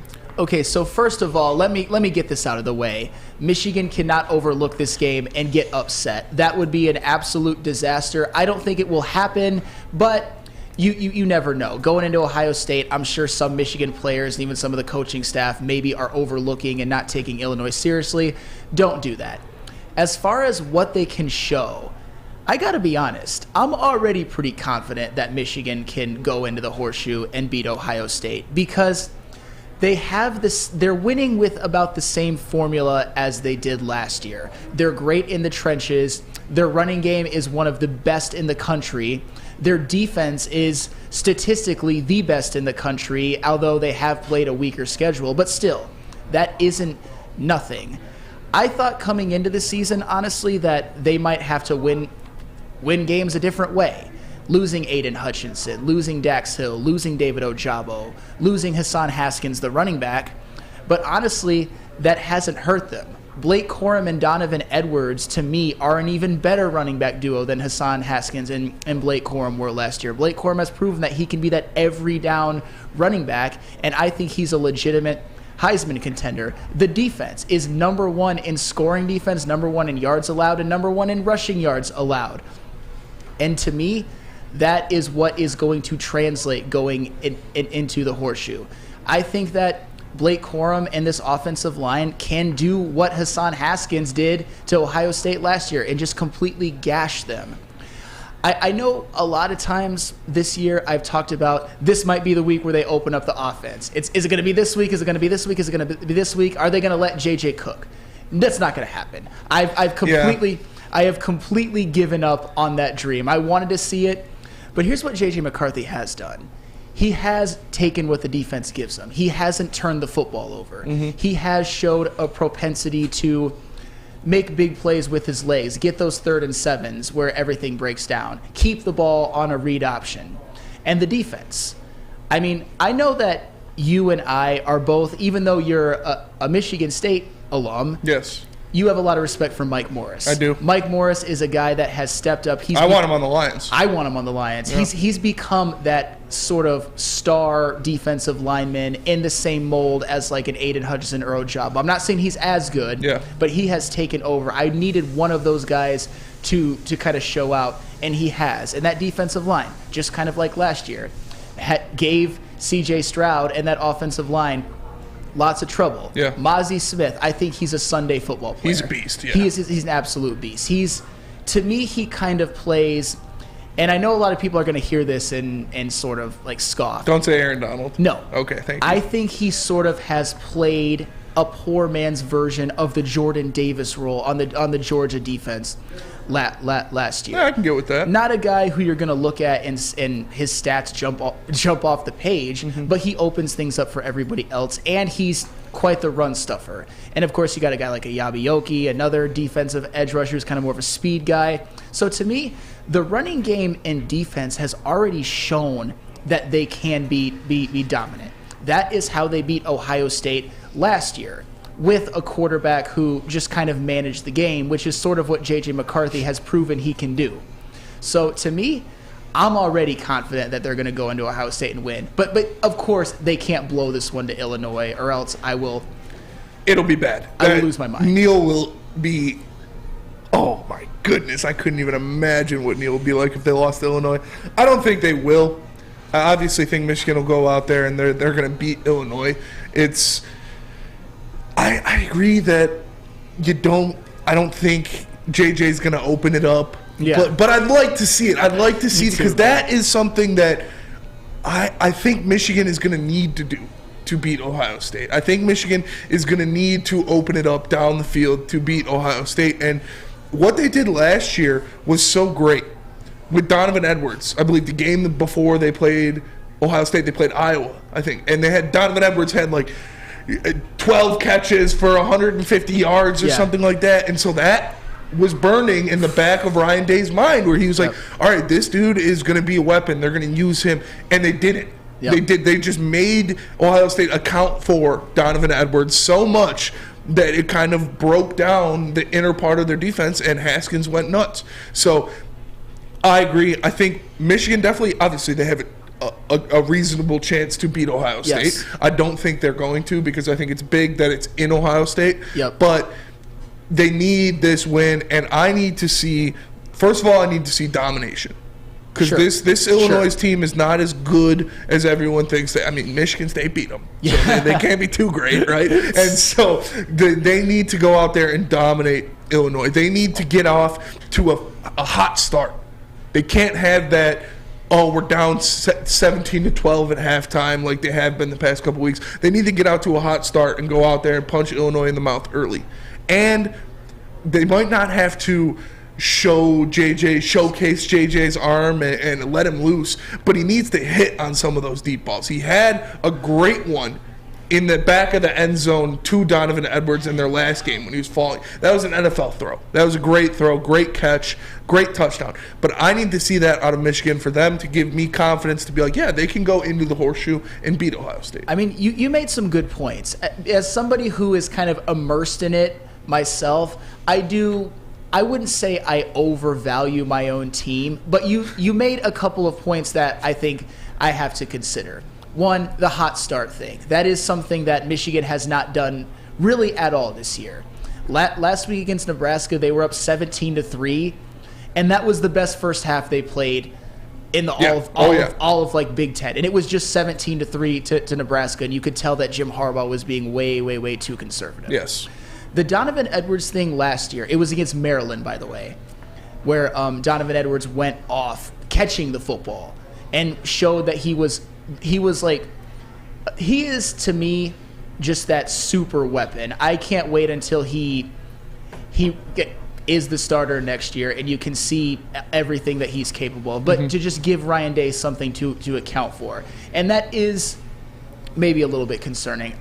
I personally think that Michigan's going to play the exact same way they have all year. Just pound it with Blake Corum, hopefully get Donovan Edwards some touches, and that maybe they won't have a guy that Ryan Day has to account for. He can just kind of be like, if we can stop this run game, which I don't think they can, but he can at least have it in his head. If we can stop them, what can Michigan do? Because as of right now, we don't really know. I mean, has Andrew Anthony played this season? That's what pisses me off so much. That's who I think could be the kind of hidden weapon, secret weapon of them against Ohio State. Because I thought coming into this season, Andrew Anthony was their best receiver.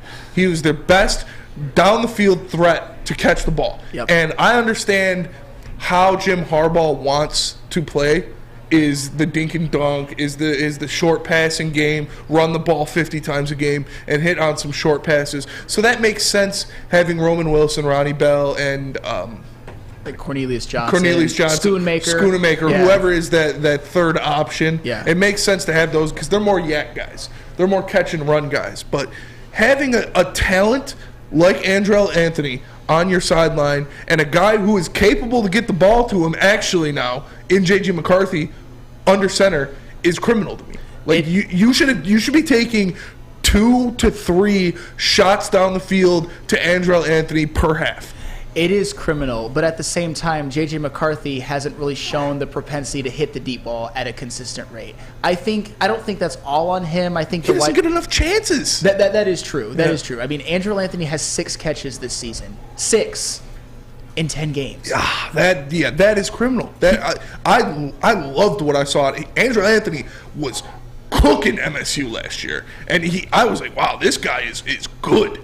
He did a lesser version to Michigan State what Kenneth Walker did to Michigan. Basically. He was the star. He was that guy who was sort of that hidden gem that us Michigan fans, or me as a Michigan fan, had never seen. Then you're just like, who the F is this guy? He was mossing dudes, running down the field, yards after catch, on top of deep throws, and that was with Cade McNamara, Mr. Jared Goff 2.0 noodle arm himself, getting the ball to I like J.J. McCarthy a lot as a prospect and as a quarterback. Not only what he can do with his legs, but some of the throws that I've seen him make when he came in for Cade at the end of games last year, I was like, that is insane. Like, this dude's arm talent is next level. And so for them to just not use it at all. I understand you don't have to. You got a good thing going for you. You know, Corum's getting 160 yards against everybody he plays. But, like, if they don't do it against Ohio State and lose, that would be so embarrassing. Yeah, and we can kind of put to bed all the talk of like, well, they didn't need to do it. They're going to beat Ohio State anyway the same way that they did last year. Do I think they still can? Sure. But what if they don't? Yeah. What if they don't and one of the reasons is because they can't throw the football effectively? I understand not wanting JJ to open it up because he hasn't been the most accurate. Sure. And he's been a little, interception, turnover prone.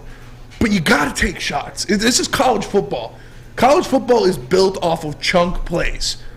And you got to take shots. And you have a top-flight arm for a quarterback and a guy, I think, who can be a problem for any defense he lines up against in Andrel Anthony, and they're not using him. I mean, the underutilization of Andrel Anthony, to me, is criminal. Yes. And I'm not saying that it's affected their win-loss record as of now, but just, like I said, I'm at the point now, and I hate to say it, and I wonder how you feel about it or what you think about it, that I'm sort of resigned to the fact that they're just gonna live and die with like the run game and defense. Yep. And I'm concerned that it could burn them. Maybe not against Ohio State, but in the definitely in the playoff. In the playoff, it really could. 110%. And I agree that that's Jim Harbaugh football. Yep. Is run the ball, play good defense, don't shoot yourself in the foot. That's what he's done on every level. And he's had success with it for the most part. But like you said, it might work against Ohio State, but it's not going to work against Georgia or LSU or Tennessee or whoever you end up playing in the college football playoff. But where they are beefed up is the offensive line. And those guys are working out on a daily basis. So if you want to get big like Michigan's offensive line, you just got to go to Planet Fitness, because Planet Fitness is the home of the judgment-free zone where you can work out in a non-intimidating, judgment-free atmosphere. The gym that has always been known for being clean is now cleaner than ever, has tons of equipment, a full-body workout in just 30 minutes in the 30-minute circuit, and all memberships include fitness training. You get all of that for just $10 a month. Join in club or online at planetfitness.com. It's Planet Fitness, where your fitness is essential. Thanksgiving is all about family and friends. That's why Woodward Sports wants to send you and your crew front row for the Thanksgiving Day football game. Easy there. Hey, it's Thanksgiving. Shouldn't you be in Detroit losing a football game right now?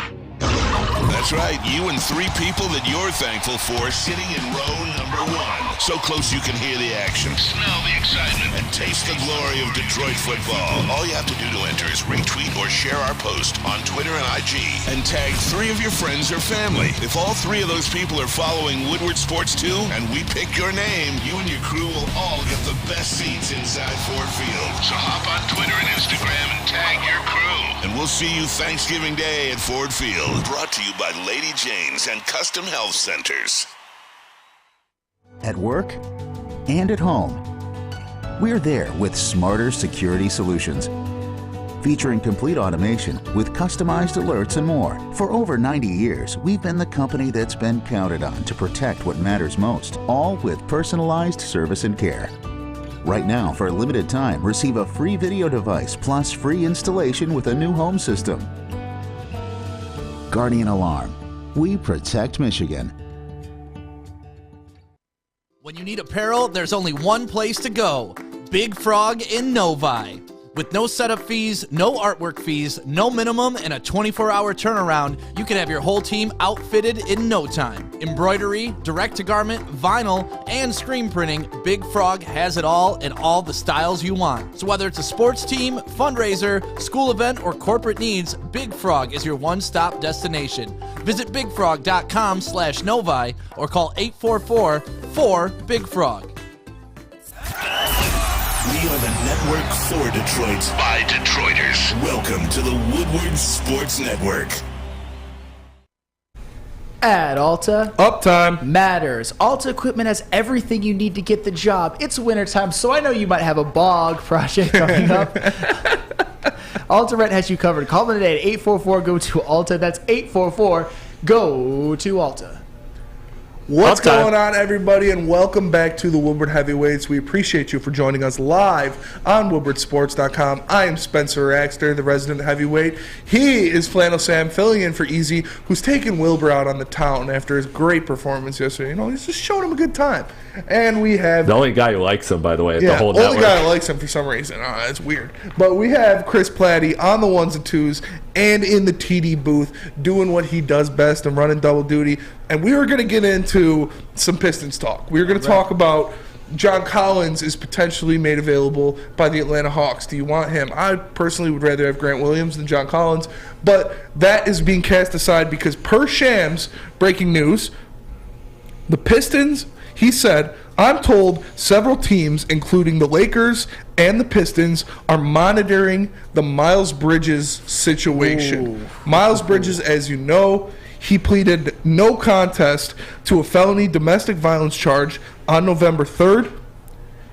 He is not going to be in jail. He's not getting any jail time for that. And he is likely to return to the NBA as he remains a restricted free agent, and per Shams' report, there are a number of teams reportedly interested in his services. This guy is, when he's on the court, he's a good player. Yes. He's athletic. He can knock down threes. He can play some defense.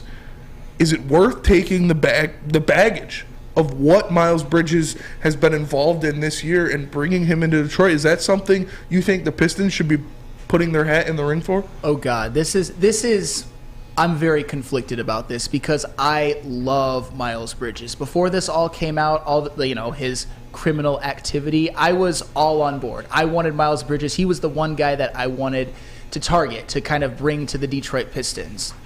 The one thing that I have to ask myself, and I have to ask everybody here, is how much better off would the Pistons be with Miles Bridges? I didn't expect them to be a 3-13 team without him. I expected, even without Miles Bridges, for them to improve a little bit more.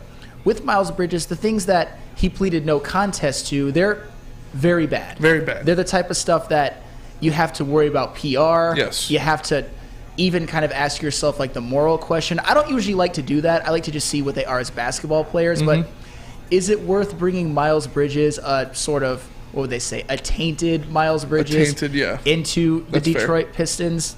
Man, I want to say yes because I love his ability. I love the skill set he brings. Every single championship team needs a guy like Miles Bridges, a guy who's stupid athletic, who can shoot threes, who's a slasher, who could play defense, who showed how well he could play off ball with a LaMelo Ball. And I believe that LaMelo Ball and Cade Cunningham are somewhat similar players. So I think that a guy like Cade Cunningham could bring out another great season out of Miles Bridges. Like oftentimes, the wheels are kind of turning in my head in real time. I would say, as of right now, yes. Yes?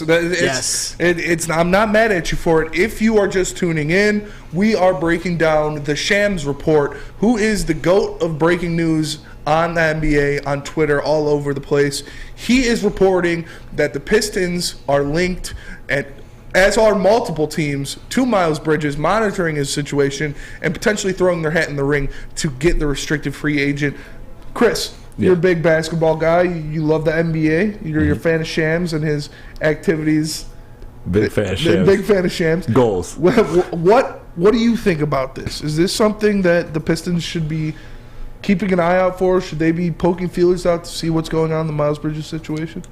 Yes, but not right now. Because the thing with this situation is, in a situation like this, is that people do deserve second chances. People do deserve an opportunity to grow. However, it has not been enough time for Miles Bridges to grow. Miles Bridges, to me, needs a year or minimum of therapy, of just getting involved in programs, anger management, exactly, things like that. I'm all for giving Miles Bridges a second chance when he shows that he can fix his behavior and how he handles himself off the court. So I'm not mad at the Pistons or any team being interested in a talented player, because he is a talented player, but you have to give him enough time to work on himself and to fix the things that he's done or the behaviors that he's learned throughout his time in life. Yeah, and Chris, why don't you put up a Woodward Sports chat poll, see if people want the Pistons to get involved in Miles Bridges, because I agree with you, Sam. His talents, they're unquestionable. The guy is a freakish. I saw it firsthand. Oh yeah, the guy is a freakish athlete. He can knock down threes. He's a clutch player. Yes, and he can play defense. And so the Pistons are in dire need of talent. Yeah. The Pistons are in dire need of someone who can score the ball and play defense, and that's what Miles Bridges is. But I also agree with what Chris says. It's just, I don't know if the passage of time is there yet. This is still pretty fresh in the minds of not only NBA executives but players and fans. This is something he's coming straight off of, and I do agree that everyone deserves a second chance. And there has been a host of players who have been given second chances that have done a lot worse things. But that isn't something I like to. I don't like the power rank abuse scandals or anything like that, because it is a lot to take on for the Pistons, not only as a locker room piece, like what does that mean to the locker room, what does that mean to from a PR standpoint, but just like you said, morally, is that something you're willing to accept to bring in a talent of that level? And I believe they would. I do believe they would. I don't think this is a deal breaker for professional sports teams as much as it should be. If you have talent, you're gonna get your shine. You're gonna get your shot. Yeah, 100%. And Chris, you brought up something that I thought was very, very interesting, and it might be able to kind of give me the best of both worlds. When you said that there needs to be a greater passage of time, because what he pleaded no contest to, I can't even say allegedly anymore, was horrific. And if he gets a job this early, depending on what contract is given to him, it might be seen as a consequenceless action. He was just like, oh, shoot, I'm back on a team already, balling, making money.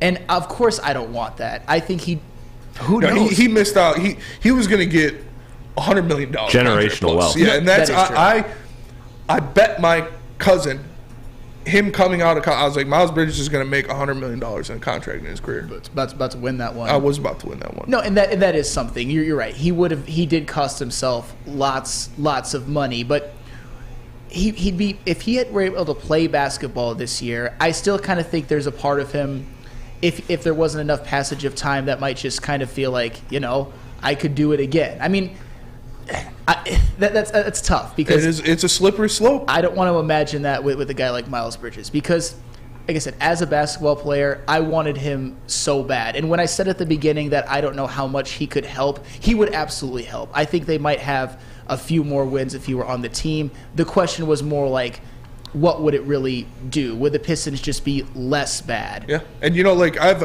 I don't know Miles Bridges on a personal level or anything. I'm not friends with him. I've spoken to him a couple times. I've been around him a few times, but it's something that is a giant red flag for any occupation at all.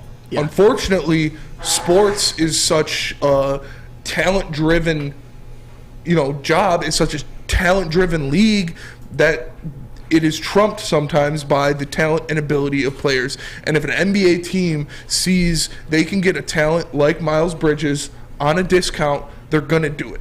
I mean, just imagine if you're a team that's looking for a player like Miles Bridges, a wing who's athletic as hell, who can shoot threes, who can play defense, who can play off ball with the best of them.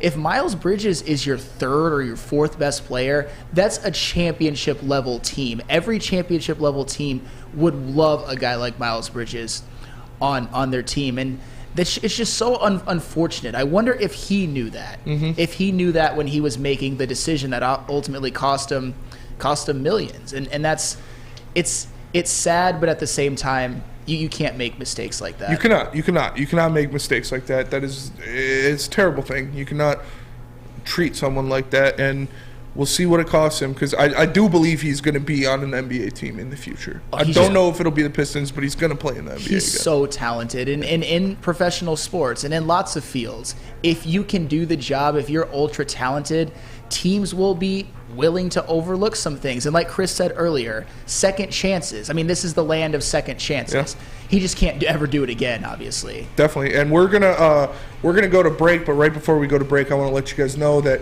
we are doing our weekly pick'em segment next. And I will read Scott's picks. I see the Woodward Sports chat clamoring for him. We're doing our pick'em, so I'll read Scott's picks at the end of it as well. But first, you're a great guy. Let me tell you about Big Frog, because you can get a free Woodward Sports t-shirt. That's right, a free Woodward Sports t-shirt all month long at Big Frog in Novi. Just stop in, tell them we sent you, and they will print you out one on the spot. So get to Big Frog Novi today and get your free t-shirt, or visit them online at bigfrog.com/Novi. Make sure you download the Woodward Sports app in the App Store and the Google Play Store today. Take Woodward Sports with you wherever you go and listen live on your phone or mobile device.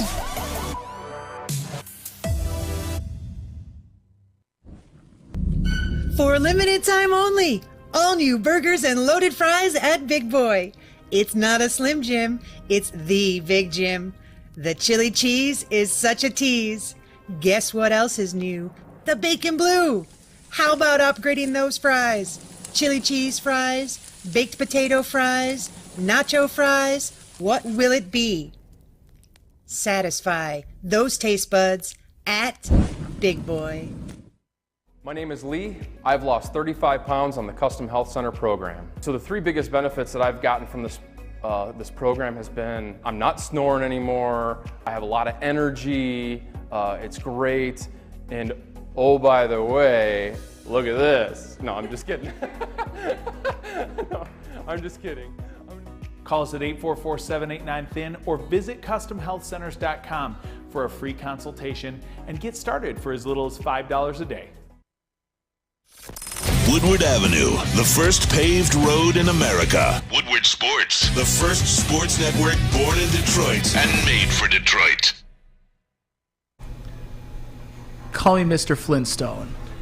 Just kidding. Downtown Detroit is all decked out this holiday season with the return of the Cadillac Lodge and the Monroe Street Midway. The Midway has a giant slide, winter bumper cars, and an indoor arcade. Plus, you can grab drinks at the Lodge before or after games. Shop, eat, and play downtown all winter long with DeckedOutDetroit.com. Welcome back, everybody, and thank you for joining us on another episode of the Woodward Heavyweights live on WoodwardSports.com. I am Spencer Axter, your resident heavyweight. We have Flannel Sam filling in for Easy, who is running naked through the streets of Detroit as we speak. We have Chris Platty holding it down in the TD booth. He is on the ones and twos, and it is that time for our weekly Pick'em segment. So, Chris, can you drop me a beat real fast so we can get this going? We will read Scott's picks after this. Don't worry. But first things first, Flannel, you haven't been here for a couple weeks for the Pick'em segment, so I do want to tell you some things have changed. Oh, boy. We are doing a lock of the week now instead of total points scored in a game. Okay. The lock of the week is you pick your team. It's your lock. If it hits, it's worth 2 points. If it doesn't, it's 0. And you have to pick it. No person can have the same lock of the week. All right. So, first things first, let's get it going. We got Jets at Patriots. Flannel, who do you got? I got the Patriots in this one. I think Bill Belichick will devise a defensive game plan that really frustrates Zach Wilson. Zach Wilson has not been good this year, despite the Jets having a winning record. It's all due to their defense. Give me the New England Patriots. New England Patriots, I like it. Chris Platty. Yes, Jets sir. Patriots. He's been on a heater, dude. He's been number one. I'm cooking. I'm cooking. You know, I don't bet against the Seahawks, and I damn sure don't bet against Bill Belichick. Give me the Patriots. You got the Patriots. I am also going with the Patriots. I think Bill Belichick versus a young coach or a young quarterback. Yep. That is a tough matchup, and it doesn't go around too often. Next up, we have the Rams versus the Saints. Rams Saints. Who do you got? Who would have thought that this was just like the shit bowl Yeah, coming honestly. into the year? I got to go with the Saints because Saints. Cooper Kupp is out. Matthew Stafford might be out. The Saints, I do think they are the more talented and healthy team. And they're at home, correct? They are. Yeah, the Superdome is still a very, very tough place to play. I could see Alvin Kamara having a big game. Give me the Saints. Chris Platty? Ooh. Saints versus who again? The Rams. The Rams, yeah. That Detroit pick gonna get nicer and nicer, baby. Let's take the Saints. Let's do it. It's a double win for me. I am also going with the Saints. And that's going to be my lock. Oh, that is going to be my lock. I think without Cooper Kupp, they are pretty terrible. And Matt Stafford might not play this week either, so they're going to be extra terrible. And like you said, the Superdome is still a very tough place to play. Alvin Kamara is going to have a good game. Next up, Cowboys versus Vikings. Flannel, who do you got? I got to go with the Vikings this one. The Vikings have just found ways to win every game. Justin Jefferson is the best wide receiver in football. Dalvin Cook is back playing well. Kirk Cousins. Talk about Kirk Cousins, a guy who we need to respect a little bit more. And the Cowboys, I still don't trust Dak at this stage. He just doesn't look right coming back from that injury after Cooper Rush. I think there's some Cowboys fans who are clamoring for Cooper Rush at this point. Give me the Vikings. For sure. Chris? Ooh, this is tough, but I got to go with Vikings. They look like they're getting it together. I think week by week they're looking better and better to me, and don't trust the Cowboys, never. America's team, never. I am going with the Dallas Cowboys. Ooh. This is Kirk Cousins in a primetime game. America's game of the week. America's game of the week. It never works out too well. I think Trayvon Diggs will do enough against Justin Jefferson, and I think Micah Parsons has a game against the Vikings. That's the big question. So right? I am going to go with the Dallas Cowboys. Next up, we have another pooper. Bears at Falcons. Who do you got? I got to go with the Bears on this one, and it's because I think Justin Fields is just going to make a couple plays that very few quarterbacks in the NFL can. The Falcons, they were once leading this division. They're a bad team. They're a terrible team. Mm-hmm. Coming into the year, you could see them possibly tanking. They have a couple good defensive pieces, Grady Jarrett and A.J. Terrell, but Marcus Mariota is their quarterback. Give me the Bears. Okay. Chris? I hate downgrading what Flannel's saying because I mean, this guy's batting 100% in the wiener suit, but I gotta go with the Bears. I know more players. With the Falcons. I think the Bears lose again. I think it's going to be a tough matchup for them. I think Marcus Mariota gets it done, and Cordell Patterson is back. Yeah. He's going to make some big plays. I just think the Bears gave up too much on defense. And with just Eddie Jackson back there, it's not looking great. So I'm going to go with the Atlanta Falcons. Next up, we got Raiders versus Broncos. Who would have thought this would be a terrible game? Lots of bad matchups. Lots of bad matchups on this one. I'm going to go with the Raiders because the Raiders, to me, aren't as fundamentally broken offensively as the Denver Broncos. They're just a team that hasn't played very well situationally. They've lost a lot of close games. But the Broncos, they look like the worst offense in football when you watch them. Give me the Raiders. Yeah. Chris? This is my lock of the week. Okay. Let's ride. Broncos lock. Oh, okay. Betting it all on Russell Wilson. That's right. Dangerous. That is dangerous. Dangerous. You like to do things dangerously. Yeah. You got any explanation to that, or you just going with it? No, but I love Future. You love Future? That's fine. I'm going to go with the Raiders as well. I think they have a good game. I think Josh Jacobs goes out there and puts up good numbers. Devontae Adams will be strapped by Patrick Surtain, but he still had a good game the last time they played the Broncos, and I hate Russell Wilson. So I'm going to go with the Raiders out of pure spite. Next up, we got what is probably going to be the best game of the week. I already know where Sam Flannel's going, but Chiefs versus Chargers. Who do you got? And not only am I going there, give me the lock of the week that's a good to one. The Kansas City Chiefs. I'll tell you what, the Chargers, they have not looked like the team that was supposed to challenge the Chiefs this year. I know that the Chiefs are on the road. I know they're going to Los Angeles. But Patrick Mahomes, you could argue he's having the best season of his career. Mm-hmm. He's the best quarterback in the league. That offense might be missing a couple of pieces, but I trust Patrick Mahomes way more than I do Brandon Staley for the Los Angeles Chargers. Give me Patrick Mahomes. Lock. That is fair. Chris? Patty's that boy, man. I keep it simple. Keep it moving. I am also going with the Chiefs. I think this is the best Chiefs team we've seen in a long time. The Chargers, they might get Mike Williams back, but he might not be 100%. I don't know what's going on there. I still think the Chiefs' offense is still too powerful to be stopped. And finally, we got our Monday Night Football game, 49ers versus Cardinals. Who do you got, Sam? I got to go with the 49ers. The 49ers, they need to win games because they had such a slow start, but they are still one of the most talented rosters in the NFL. You got Nick Bosa, you got Fred Warner on defense, adding a guy like Christian McCaffrey, Deebo Samuel, George Kittle, and plus the Cardinals. They've pretty much, I wouldn't say they've imploded this year. They've been very, very disappointing. Give me the 49ers easy. All right, Chris?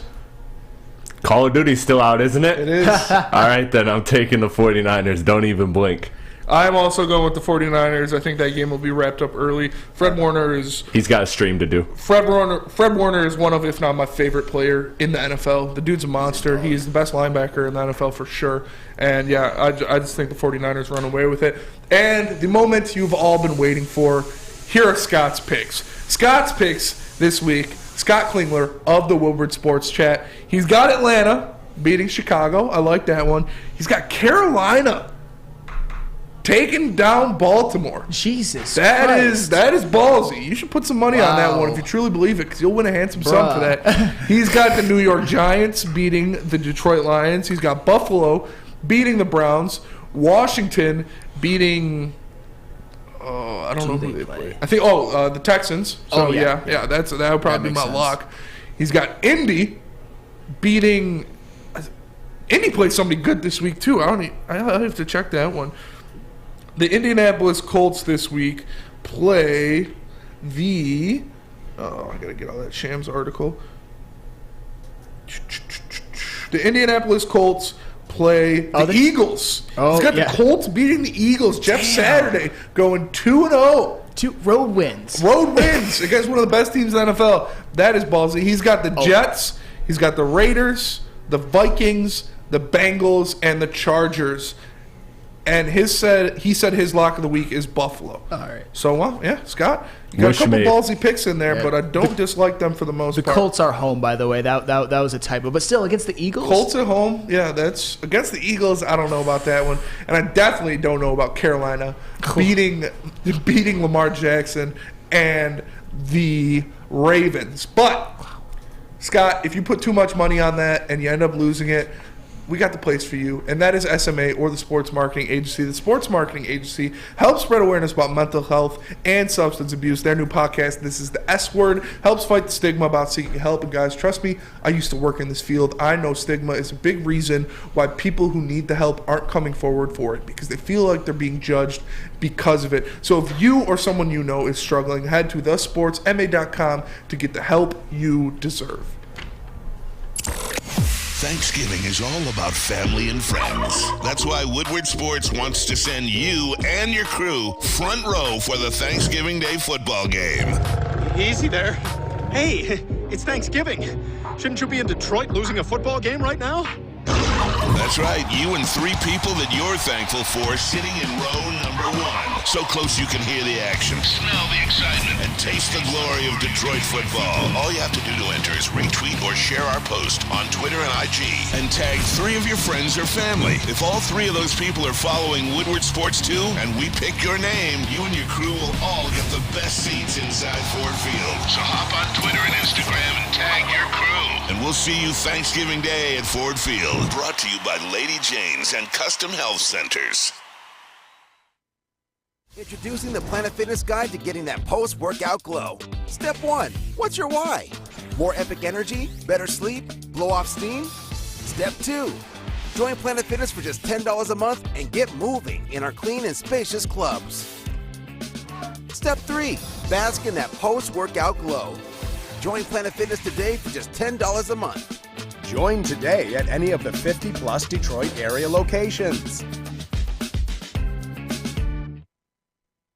Make sure you download the Woodward Sports app in the App Store and the Google Play Store today. Take Woodward Sports with you wherever you go and listen live on your phone or mobile device. The Foaling Warehouse in Hamtramck is the home of the original football bowling pin game called Foaling. multiple different ways you can play. They've got $12 open unlimited play as well as private lane reservation for $120 if you get thirsty. They got a $2 mystery beer vending machine and multiple fully loaded bars for you to choose from. So make sure you go check them out in Hamtramck or visit them online at foldingwarehouse.com.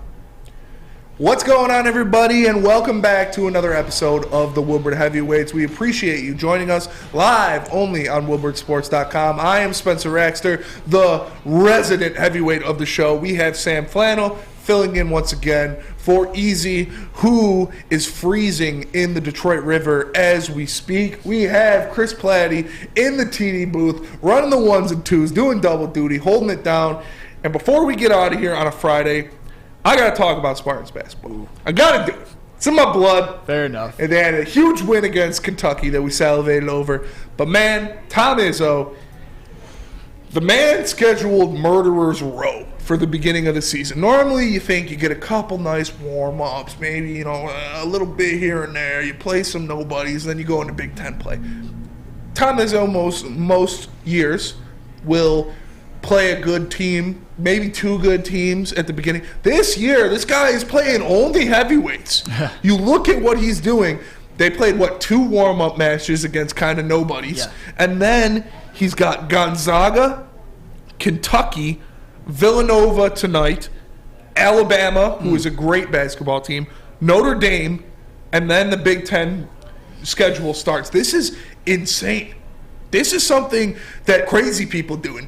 Tom Izzo, you're crazy. I love you, Paisan. This guy, it is amazing what he's doing. He's getting this team ready for a deep run, getting this team, having them see some of the best competition at the beginning of the year, getting them ready for the year. And tonight we're going up against Villanova, who this is not the same Villanova of what it used to be. It's not the Jay Wright Villanova anymore. Jay Wright's gone. But it's still Villanova. They're still a purple blood of college basketball. I think they're a blue blood. You think they're a blue blood? I do. They're up there, and they still get great recruits. They Yes. still have a great team. You're not playing Eastern Michigan, which that was unintentional. Honestly, that was unintentional. That was the first Monty team I thought Bates. of. Put some respect on that guy. I'm going to see him tomorrow. Yeah, you are. Me and Easy are going to see him tomorrow at the O Arena. It's going to be dope. But Tom Izzo is building this team. He's giving them fights like Gonzaga.